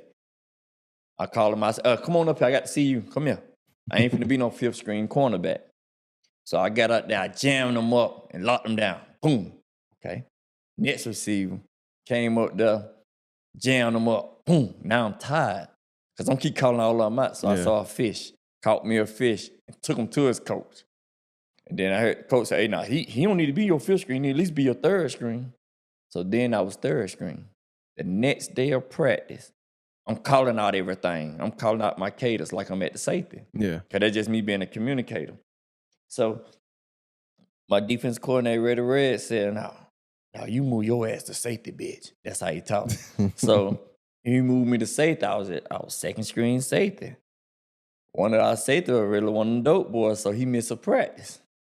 So when he missed practice, he put me in his place.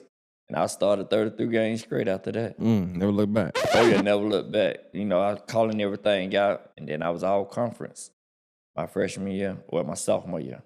Yeah. Oh, I had to ask this question, and it's hard because I know it's probably a lot to your life, but I have to ask these questions.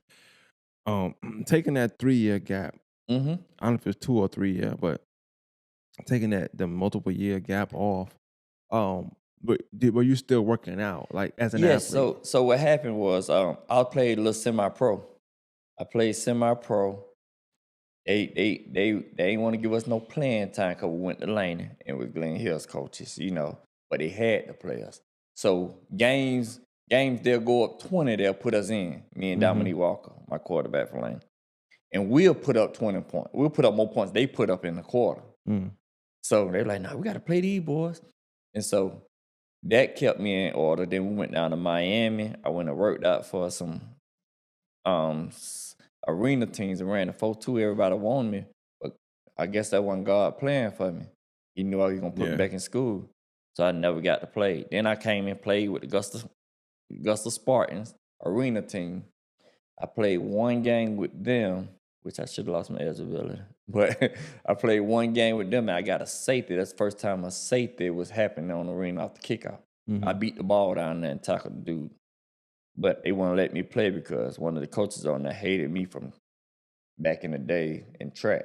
Yeah. When in high school, he used to cheat us in track, but nobody could beat me. So he was one of the coaches. So he had that envy against me. Yeah. And I knew it because I was after Marvin Stone and what's his name? God, North Augusta. God, I forgot his name. But yeah, them two receivers, man, after them, it was me. And it was plain out to see me and Stone came close because of that. Like, y'all went to school together? No, Stone went to Josie. Yeah. He graduated 99. I came in 2000. Got you. But I was a Josie fan. So Stone, Chip Dykes, Ralph Scott, I knew them. Like, yeah, I just seen Chip the other day. Yeah, they're my boys. Yeah. And so that. But I guess the question, you still had hoop dreams during that time, your time off. Oh, yeah. No, not really, because I had a child, so I had to get it. So I guess my question, like, did you think it was over for you at that time? Oh, like, yes. So mentally, like, I'm trying to figure out like, where you was at mentally, your mind. Oh, mentally, my mind. Football went on my mind. I just played just to have something to do. But I'm saying, were you upset? Did you feel depressed? You know, some kids these days, they get depressed. Did you care? I knew I had more in the tank. Yeah. You know, I still knew I knew I can play. And me showing that I can play. And then finally, after my nephew finally convinced me to play, that's why y'all see him on my pictures and stuff. I ain't no going to Benedict. So I made that decision. And then once I went to Benedict, it changed my life forever. I went there with 6 credit hours. I graduated 2.5 years at Benedict. Mm. I ain't had no aspiration to go into the NFL or nothing, but ended up getting picked up. But take that back. Let's rewind a little bit. What really made me go back, a week before I decided to go back, I got robbed. We got robbed. And got hit in the head with a gun or whatever. And then I went back to my grandma's house, and then I said, you know what? Nah, let me get out of Augusta. Changed my life. Everybody used to hate on more. Oh, but going back to school, they still throw them little slick jokes now. Yeah. But I'm living better than them. So I made the best decision of doing that, and I always give glory to my nephew because he changed my life. Now he in the same situation I'm in now. I had him up, get all the offers for school, but he had got hurt his freshman year, his sophomore year. So he didn't play his sophomore, junior year. But he was ranked number 3 in the nation. So I still had a lot of people owe me favors to get him in college, but he wanted to go his own route. So now he's sitting out of school. He working on his second year. Now he ready to go back to school. And he skeptical about it. Yeah. But I told him, I did that. Don't feel bad. Don't care what nobody got to say about you. Go get that degree so you can get a better job. Mm-hmm. Forget anything else. And like I said, that changed my life. And once I graduated from Benedict, I left Benedict as the lead interception. Yeah. 19 interceptions in 3 years. And I left there, got picked up by the Seahawks. But I had tore my labor in my shoulder my senior year. And so I couldn't pass the physical after I had surgery. That's why I didn't go to the NFL Combine. Got you. I had got invited to the NFL Combine, but I did one combine that's when they started HBCU bowl game before the new one out now. And I was ranked number 1 DB coming out of Black College. And also Raymond Weber, Ray, with MTAG, he was the number 1 receiver coming out. Oh, word, okay. Yeah, so that's how we came cool. We was on the same team. Shout out to Ray, man. Yeah, so, and I couldn't pass physical, so all I got was a signing bonus back home. Signing bonus? Yeah. What was that like? Oh, it was good. So my signing bonus was undisclosed, but it was about $50,000. That's what's up. Yeah, and me and Kenny, my best friend Kenny, so I had got him at Benedict. So once I got there, I'm going to that store first. Once I got there, I was in the basketball because my off-season workout was playing basketball with the basketball team. Yeah. And I was in there talking to Coach Fred. I like, Coach Fred, man, I got a shooter who don't miss and can handle the point. And you just talking. I said, give him a workout. I called Kenny. Kenny was working somewhere in Atlanta. I said, bro, I got your workout. Come back to college. He said, boy, some girls there? I said, if you know Kenny, that's how he talk. So I like, yeah. I said, come on. He came to a workout and missed, ain't never go back home. He stayed with me until he came in the summer, ain't go back home, left all his stuff in Atlanta. And that's how I got dated down there. I said, Coach, I got somebody who could pass. Got dated down there the next year, and all of us stand together. Oh, wow. Okay, I didn't know that. Okay, I wanted. I didn't know that.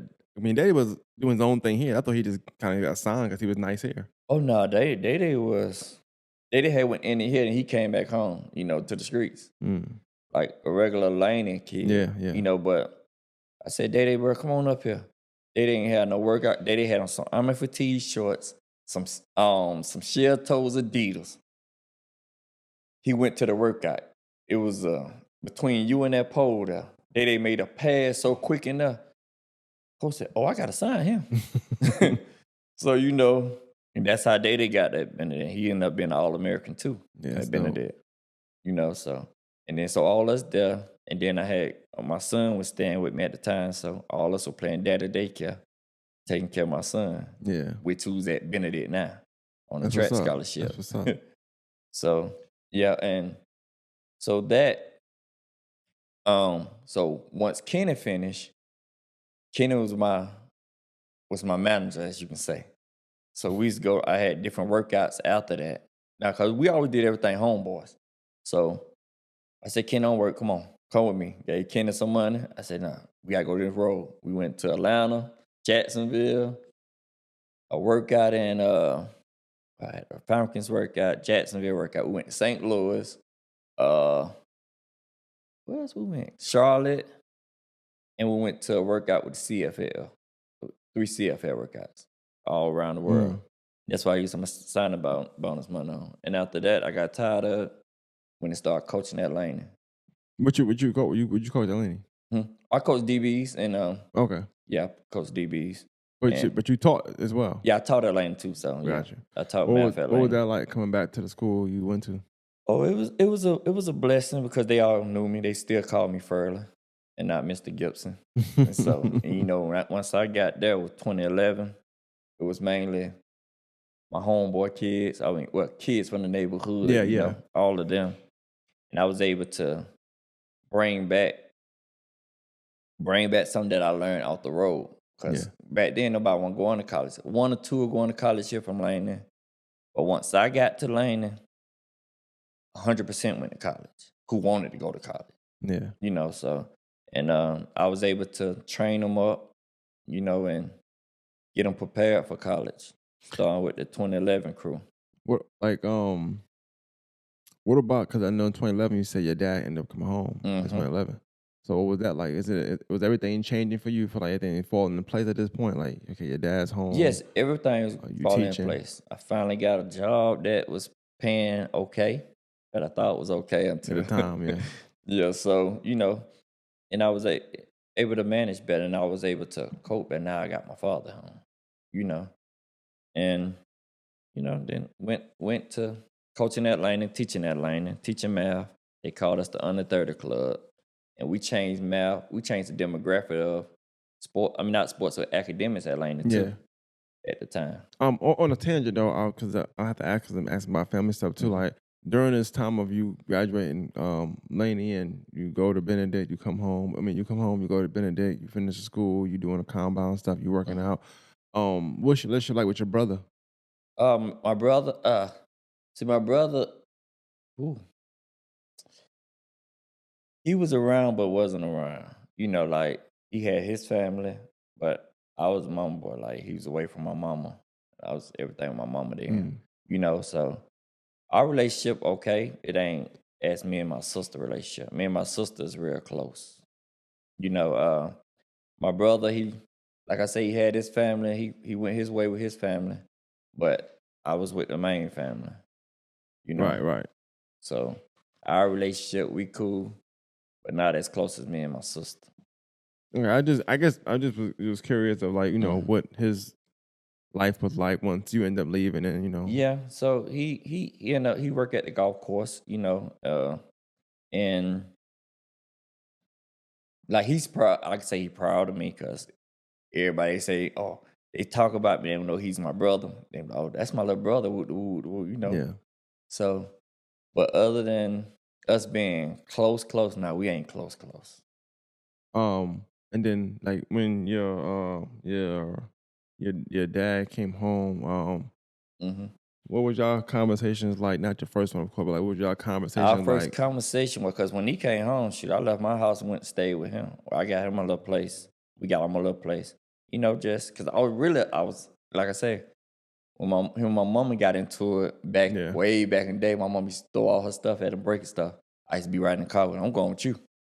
You know, so we never lost. Like right now to this day that he's passed, I don't grieve like I grieve about my mama because I say he's in jail. You know, to psychologize myself. You know, but our first conversation was, it wasn't like that. You know how they, the talk that they gonna give you. Which I know it wasn't like that because my mama never painted a bad picture about him. You know, like a couple of my siblings do. Yeah. But our relationship, it was real close. We were real close up to, I took him to the hospital to get checked, and then his cancer had spread, you know. Yeah, you mentioned that earlier too about your grandma. So like when you did go back to school, was she okay then at that point? Yeah, she was okay. And she found out she had cancer. So if anybody who know me knows my grandma. Yeah. my grandma walked me out senior night, not my mom. Mm. You know, not the fact that it's just I was a grandma boy. So it don't matter whatever. We did everything together, like me and my mama. Yeah. But my what's your question again? What's your question? Yeah, I really was asking, like, when you did go back to Benedict, was your Hmm. grandma okay at that point then? No, when I left to go to Benedict, she had passed. Okay, so okay, I must have So missed that part then. Okay. so like I say, every time I have a big how can I put a big celebration, Mhm. I lose somebody close to me. Mm. You know how they say you have to sacrifice somebody? And I really believe in that because like when I got ready to go to school, boom, my grandma passed. No, first when I first get ready to go to school, when I went to Fort Valley, my uncle passed, who was close to my father, my uncle Victor. He passed. You know, my grandma passed and I got ready to go to Benedict. You see, when I got ready to start in my college teaching, my auntie always told me I was gonna be a professor because she knew I was smart. And so she passed the day I became a professor. Mm. She passed. Then when I got the announcement about I'm finna got married, my auntie who raised me in my grandma's house, she passed. Then I got the news about me going to the Hall of Fame. You know, now my mama passed. You know, that's why I ain't even having no get up about it because I want her Yeah. there. Did that make you nervous sometimes, like, to celebrate things? Like, damn, Yeah, it because does. it's That's why I'm so humble of stuff. Like it's a lot of stuff I can brag about and stuff. I just don't because it's I can't celebrate it with the people I want to celebrate it with. yeah, yeah, You know? yeah. That gotta be tough. Yeah. With your grandma passing, though, like, did she pass when you were deciding to go to Benedict, or Hmm. you decided to go because she had passed? No. Okay. So Because you only came back to help her, yeah. right? So once she passed, it solidified it that I was going. Got you, got you, Yeah. Because then I've been still there. got you. That's why I'm making sure. I Yeah. said, he went to school, so something must have So happened. with my like same thing with my mother right now. I was in Concordia in Alabama. I came home. She had what's the name? School closed down, but I came home. She found out she had cancer. You know, I turned down a lot of college jobs for football and track. I turned down one last year. You know, basically because of her. Hmm. You know, I was home taking care. I was our caretaker. So, you know, yeah. I know you do a lot of stuff, like, with the kids. And then because you mentioned, even when you got the Hall of Fame call, or Hmm. the notification, you had just finished doing a camp. Hmm. That was just what, seventh one? That's my seventh camp. Seventh Yeah. one? So, when you still this what 20, you started in 2018, I guess? No, no, no. 29? So I started my camp 2014. Okay, okay. I did 6 years straight. COVID what made us put a break. Got you, got you, got you. So once COVID gave us a break, we took a year off. We were getting ready to get started again. Then my mentor, Mr. New passed, who helped me with all of them. Uh, then I ain't want to have it no more. Like it just took a lot out of me Yeah, because every time it's time to get ready for it, he on the phone on my head, Miss Charlene on my head, Leadra on my head, you know, Chris Thomas on my head, like everybody on me about getting it done. And then this year I just said, look, I gotta have it. I gotta have it. Bring it back. And it's a so free camp that I do for the yeah, I'm about to community. say, talk about a little bit, like, what's that camp about? What it's Okay. like? Why did it come about? All right, so Coach FURLEY annual camp, skills and cheer camp. It's a camp that I started back in 2014 under my brand ASAP Performance. Uh, I started because I wanted when I was growing up, I could never go to camps. Every camp cost it was a cost on Mhm. campus, you know, and I couldn't afford them. On Arthur Marshall had a camp, you know, and all of them, and then everybody from the NFL from here never had a camp. Want to have a camp here, or they want, or if they had a camp, it was a price on it. Yeah. So the people who I grew up like couldn't go. Like Like I tell you, we ain't know nothing about the Boys and Girls Club. Yeah. So that's always been my vision of getting me a Boys and Girls Club. So when I came by to say I'm gonna start my camp, Miss New said, let's go. And we started. I said, it gotta be a free camp. Everybody tell me, why you don't charge $10, $15 for this?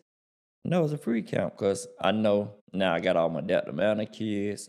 I got my Janice Holmes kids. Mm-hmm. I got all the kids who really can't afford it. And people like, well, they mom be in the club. Okay, yeah, they celebrate something. It's all good. So I always had account free. And it just blew up. And every year I bring NFL players there to the camp. And my camp probably the second biggest camp to Charles Grant in Georgia. So and it's free to say I didn't play in the NFL. And so every year we have a cheerleader. It'd be a cheerleader and football camp. Oh, it's like a camp. blend. All in one. Got you. My last year, my 6th year camp, I did basketball. I did a whole weekend camp, which was football and cheerleader. And then on Sunday, it was basketball and dance. Okay.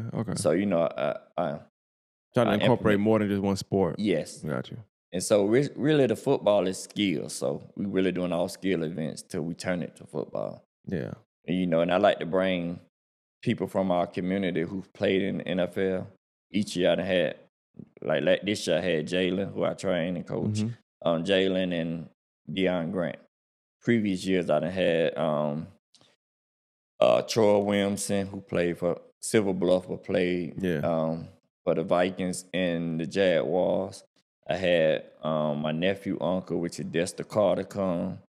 Ray came. I had Ben Troop come. Yeah. Each year I had somebody come. And every year I always, people who've been big in our community, like into the youth, I honor at least 4 people every year. Talk a little about, before you get into that, talk a little about what does the ASAP stand for? ASAP stands for Acceleration, Speed, Agility, Power. Acceleration, speed, agility, and power. Mm-hmm. And so I use it for everything ASAP. So with my tutoring and training, my training athletes, I done trained 90% of the athletes out of Augusta, and then I tutor most of the kids around here. Talk about because you mentioned him earlier, Jalen. That's the one that played for the Kansas City Chiefs. He's playing right now as we speak. Okay. Yeah. And he won some Super Bowls. Yeah. Talk about him at Laney. Like, what was that like coaching him at Laney? So when I didn't coach him at Laney. Oh, okay. I didn't coach him at Laney because when the year he came to Laney, I left and went to go coach college. Gotcha. But I was training him because one of his good friends, Mo, I used to train him. He came out there and his hand was touching on his ankles almost. So I was like, man, look here, I can teach you and have you ready for the league. And so we just train, condition, like we cuss each other out, but we get it done. And that's my son's favorite player. They like best friends. But knowing him back then, did he give you like league potential then? Like yes. As far as yes. He just and needs things like some brushing. Him, I can name about 10 should have went to the NFL from here. Just me knowing the skill sets. Yeah. But it's just the extra push that you need. Well, as you getting a coach, a former player, somebody who's seen the game from different angles and with the maturity and just your vision of life right now, what do you think it is when a kid or athlete, I'm gonna say kid or athlete, has the ASAP? They got that, right? Yeah. What do you think it is? What do you think it is that hinders them from making it to that next level, which is the NFL, level, which is college or the NFL? NFL. What hindered them? I think what hindered them is lack of exposure. So, and the work ethic. Like, they don't understand the work ethic. If I show old videos what Jalen put in, like this year we got Joe and Stringer, played that lane who had Troy now. He probably be a good second round, third round this year. And I trained him. I turned him to a linebacker. Remember Marcus Curry coached him in basketball? Yeah. See, that's what when I got back in 19 or 18, I got back. One of those years I got back. I came back to help Lane. They had him at DN. but I always knew Jordan for basketball. Mm-hmm. So I was like, man, why y'all got him at DN? He should be at linebacker because his size. I said, y'all hinder him from getting to college. Oh, no, he can't play in space. I said, how the hell he can't play in space and he's a basketball player? I said, give him to me, let me train him. I trained him up, moved to linebacker, and then we do our thing, what we call running for president, trying to get elected. I used to put him in my car, and we going to every camp, every camp. I knew the right camps to go to because when I coached college, I had to go to those camps. Yeah, yeah. So put him in the right position, everybody love him. And then he's a great kid. And then he also got a 3.6 GPA when he was at Lane. So it was an easy task. He's 6 foot, 3.0 GPA. I said, don't worry about nothing else. We're going to get you to college. Yeah, that's dope. Yeah, so I trained him up for linebacker. Then what I didn't know for linebacker, I called JK, I need you on him right now. Come on. When you coaching at these colleges, are you a head coach or you a defensive? I was a defensive back coach. Mm-hmm. All right, so and talk about like that because this is somebody who don't play football, but with football you got so many different coaches. Mm-hmm. Can you talk about some of the pros and cons of that? Okay, the pros and cons of coaching college. Just in football, because in football you got all them coaches. You got some in basketball too, but typically the head coach runs everything. You know. Yeah, head coach run everything.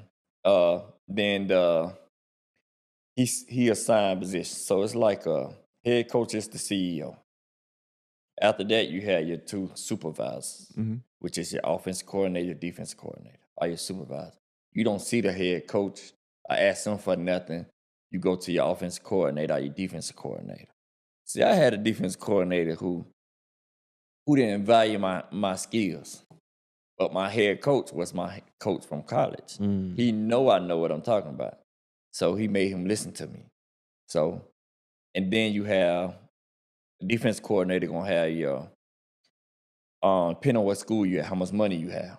Because normally you're gonna have a defensive line coach, or if you're at a big college, you're gonna have a defensive tackle, defensive end coach. Then you have a linebacker coach and a secondary coach, which have under the safeties and the DBs. But big college, you're going to have a safety coach, a corner coach. Yeah, for each thing. You see what I'm saying? Because they have the more resource. itemized. But at Concordia, we didn't have those resources. So I really made my money at Concordia from being a math professor. That's how I became a math professor because of so you coach, but you also worked at the school. Yes. My coach made sure you going to get your full potential pay. You know what I'm saying? So they saw my resume because I went there for just to coach football. Once I left Lane, I said, I'm going to coach college. He was trying to get me a couple years before when he was at Benedict still. I wouldn't go. But I said, I'm going to coach college. When I got there, they saw my resume and I went for the interview because you have to interview with the president still. You know, just make sure you're a good person for the kids.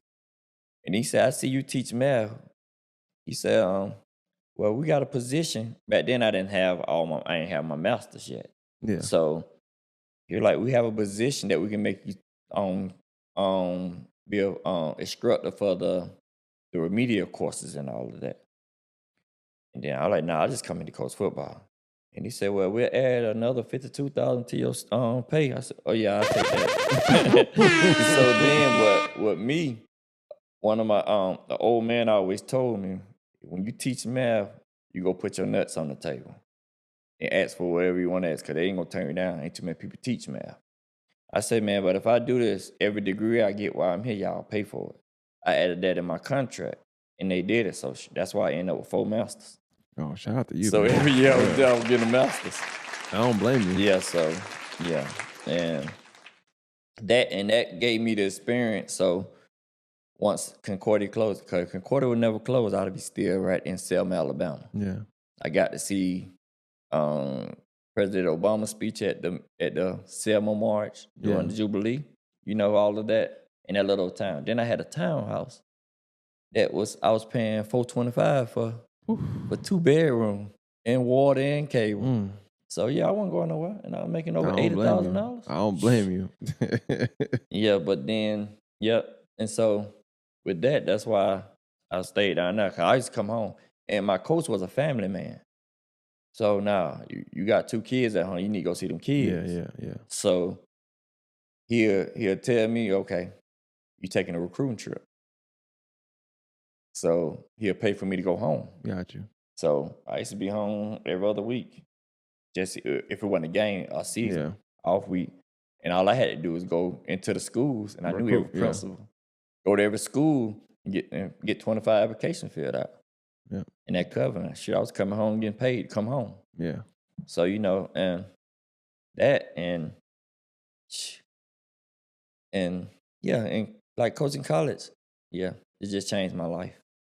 I think now we can kind of have that Mhm. talk about what we just the ideology that you only can make it out with 1, 2, and 3. Yeah. Or just utilize them. Like I think we think making it out playing sports is in the NBA, Mm-hmm.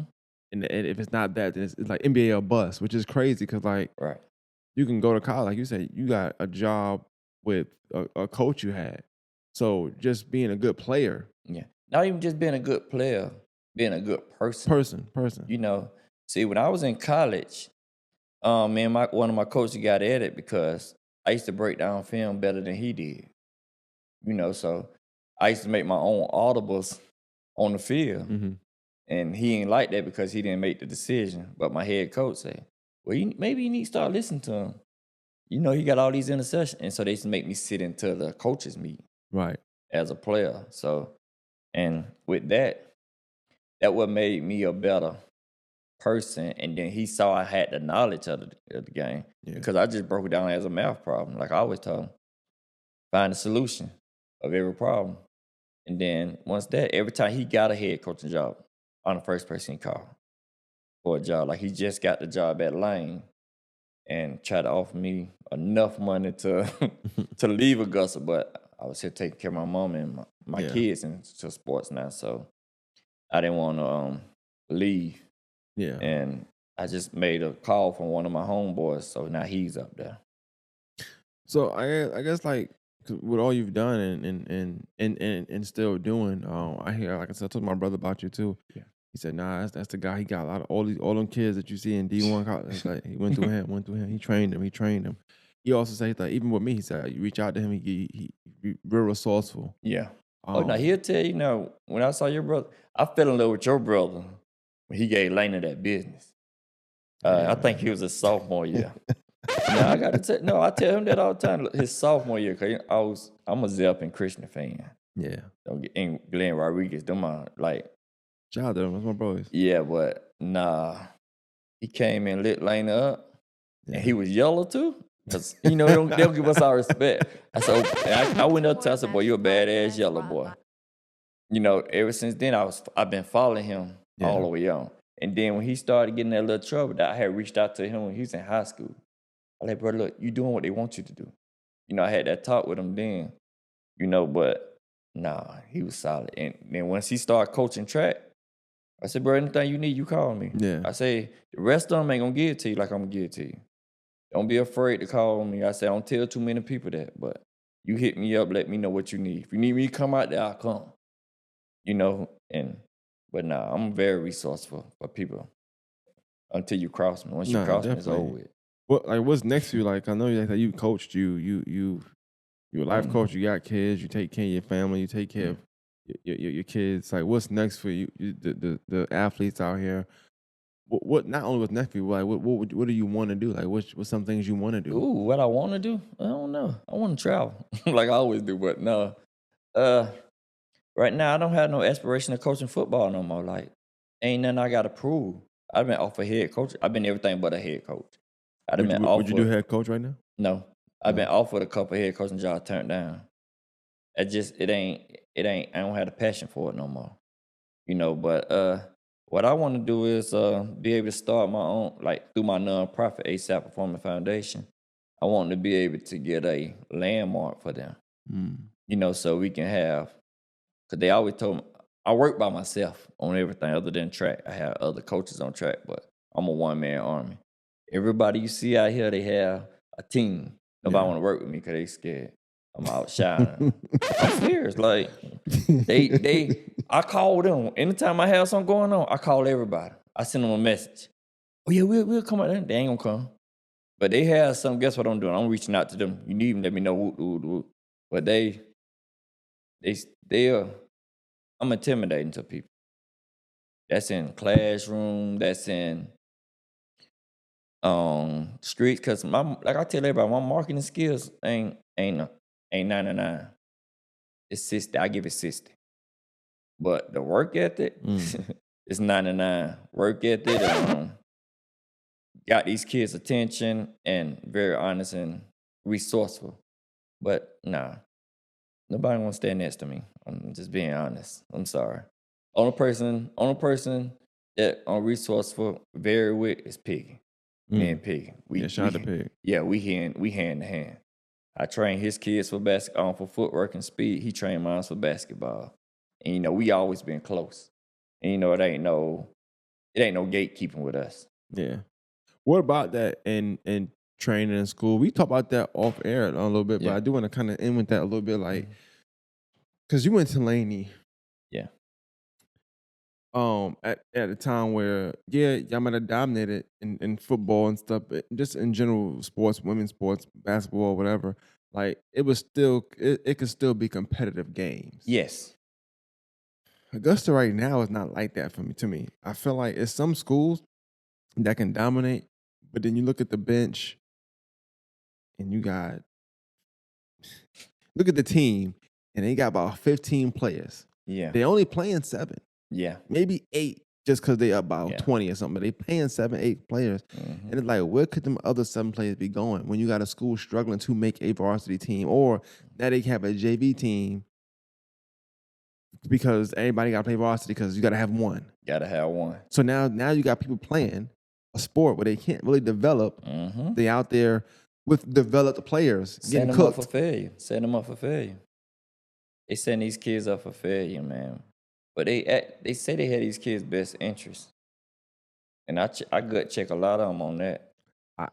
I would say they got their own best interests. Yeah, they got their own best interests. I don't think about the school. I think about them and where they at. Me at middle school. Okay, let's say you got a big team. You got 6th graders you know ain't going to play.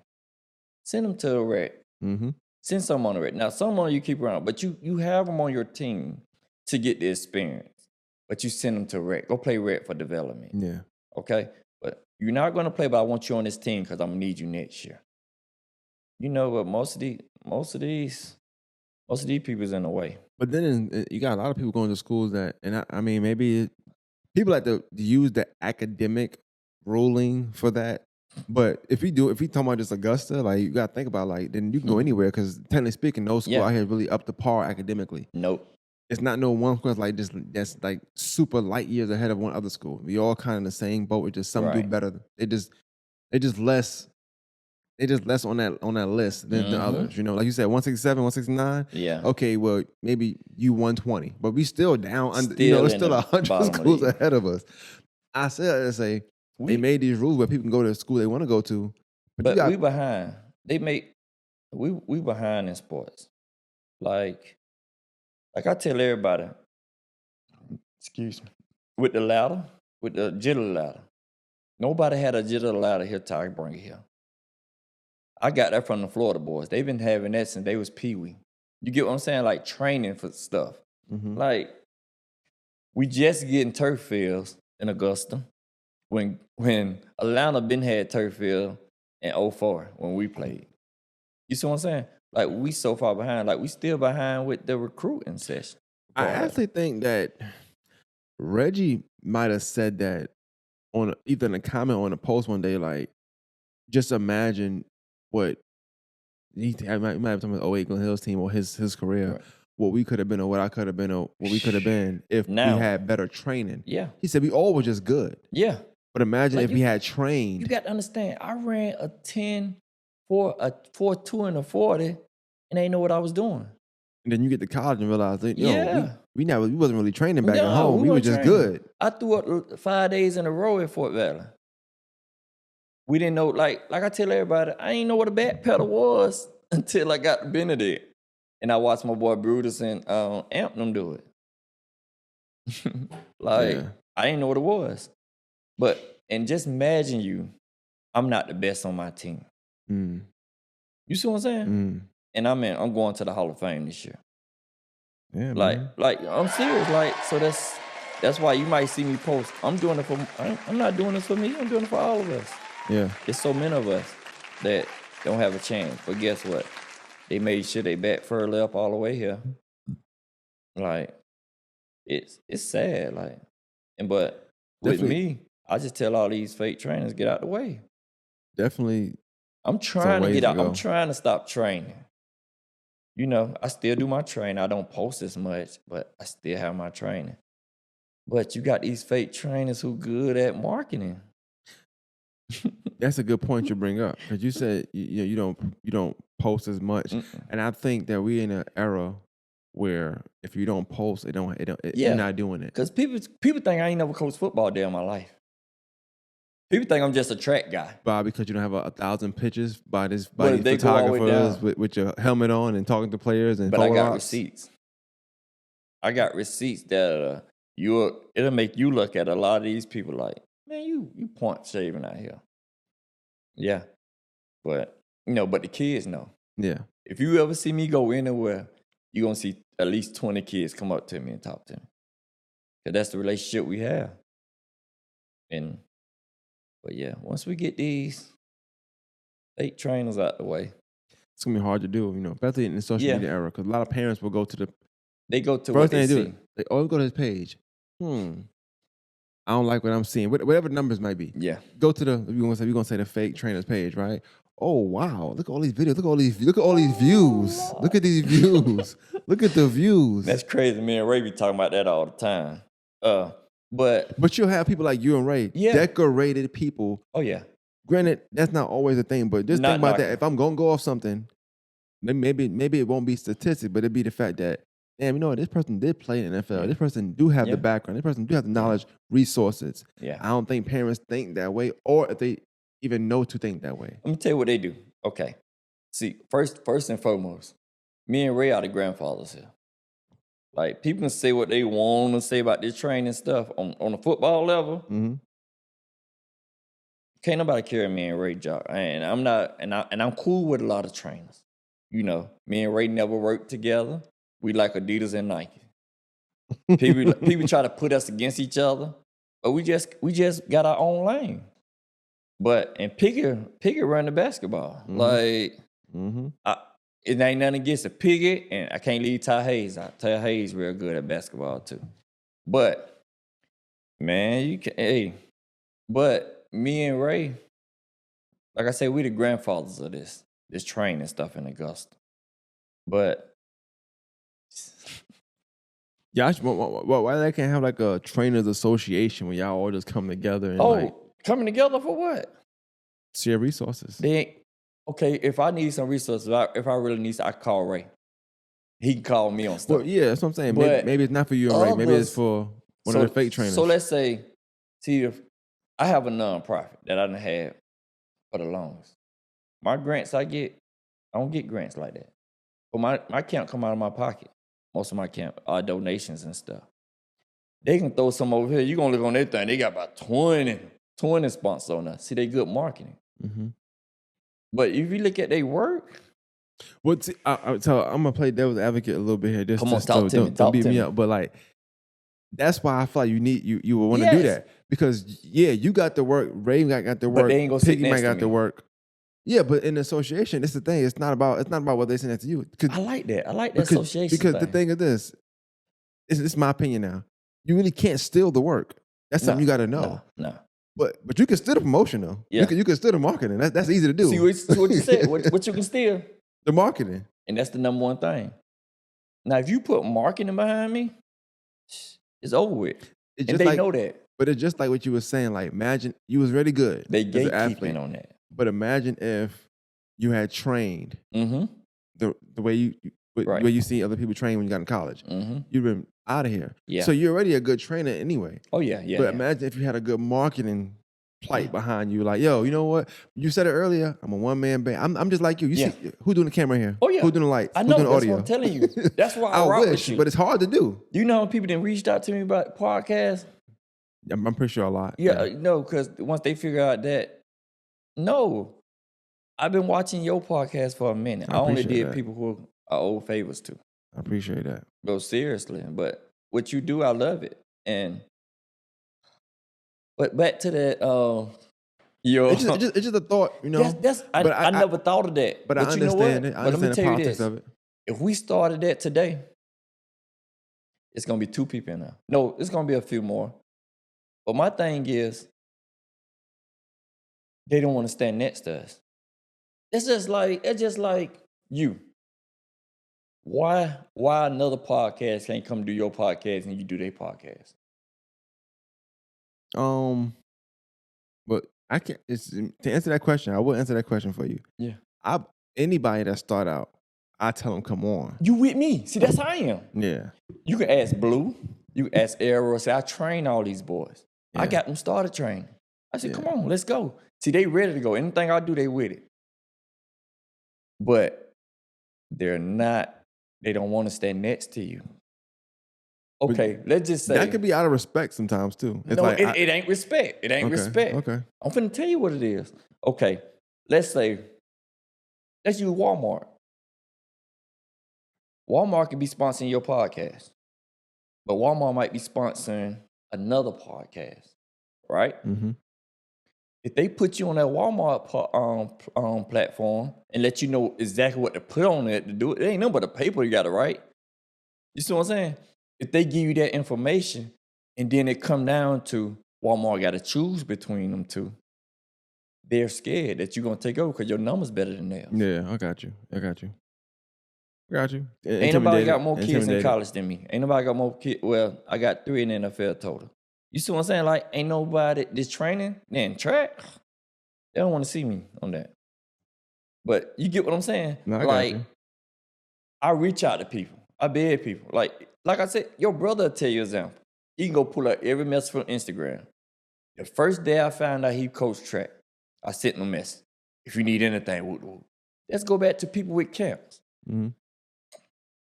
Anybody say they having a camp, I send them my sponsorship letter. I send them the blueprint. I send them my itinerary. I send them everything they need, how to get the kids. I send them a registration. I send all of that. When they come back around, they gonna have sponsors, but it ain't gonna look like my camp. Because guess what they gonna do? They gonna, we gotta charge them $10. We gotta charge them $25. No. It's gonna pay for itself if you're doing it from the heart. Yeah. But a lot of them, you ain't gonna see too many pictures of them with me. I can understand that from you now you break it down that way as far as like it being some intimidation factors or just I'm a big fan of I think just Augusta in general. I always talk about politics, but I think in anything in Augusta, anything in a small city, I would say maybe not just Augusta, just small cities period. I think small cities struggle with small cities struggle with people wanting the credit for something. Yeah.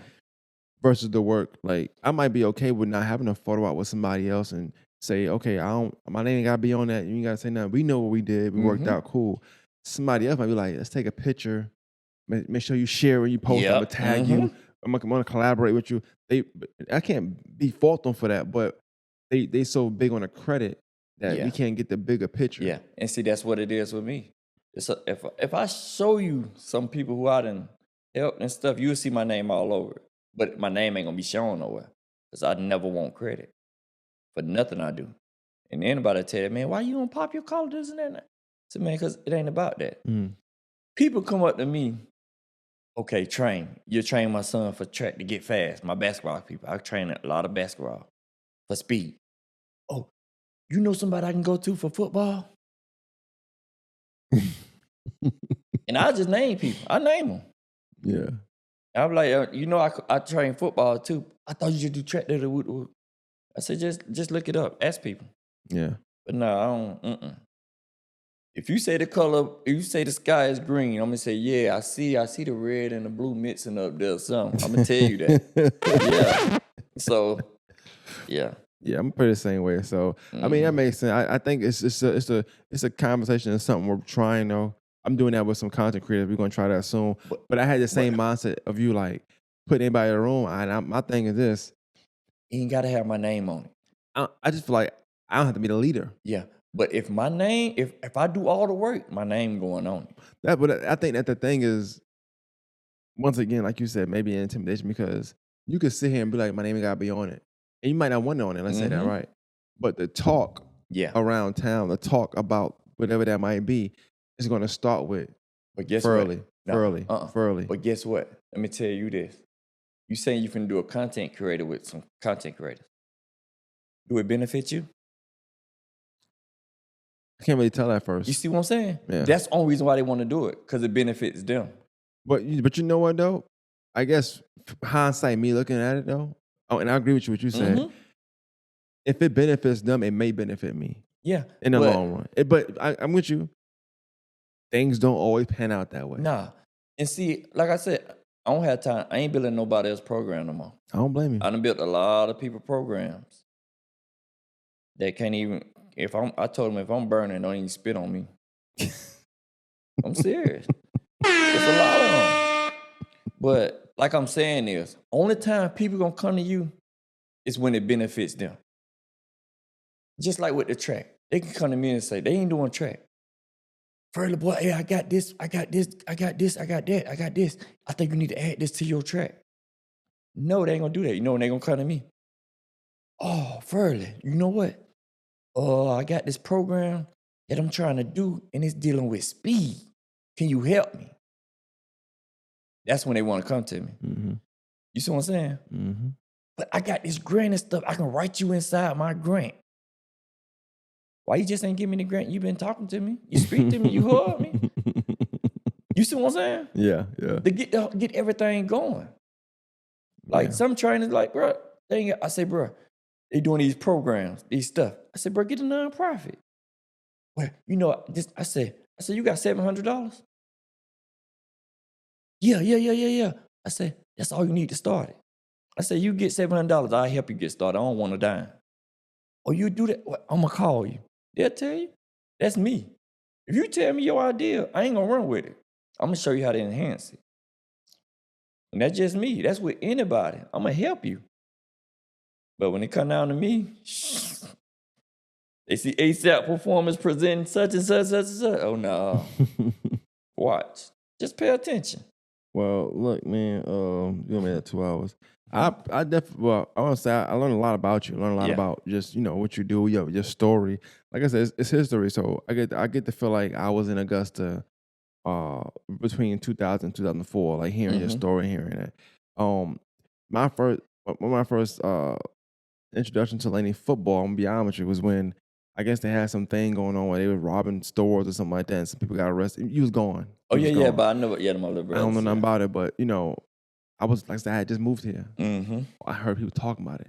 But that's a typical lane. That was the hearing your story made that make more sense. Yeah, but that story there, that only came out because social media started coming around. That been going on laning for ever. Yeah. Like some got a body and come to practice. You get what I'm saying? Yeah. Like that was the laning stories that we was told.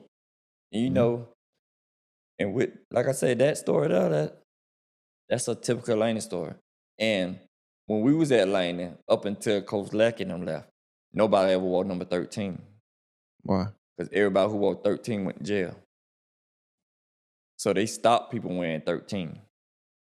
They start going to jail? Yeah. No, they had left when the other coaches came in, they started back giving, you couldn't wear 13. No, I'm saying people that, if you didn't wear 13, did you not go to jail? No, well, that was just one of the superstitions. Gotcha. So, because when we played, a new one went to jail, 13, one after me, yeah. So they stopped the number 13. Well, look, man, I definitely appreciate you coming through. Definitely got to do this again. You got another camp and just, bring some football players on here, something like that, I can bring my track babies out here. Let's anything, go. I'm always for the kids. I'm always for the sports. I'm always for the city. So for me, it's just about putting the city on and painting a picture of the city through people's stories and stuff like that. And next time you do attorney school, let me know. I'll go with you. You know what? I will. I'm so serious. I reached out to you about when I saw you on it. Yeah. Yeah, I'm with that. Like anything to help kids, I just can't lead it. I'd rather help. If it's dealing with education, sports, mentoring, that's me. I don't step in nobody else's lane.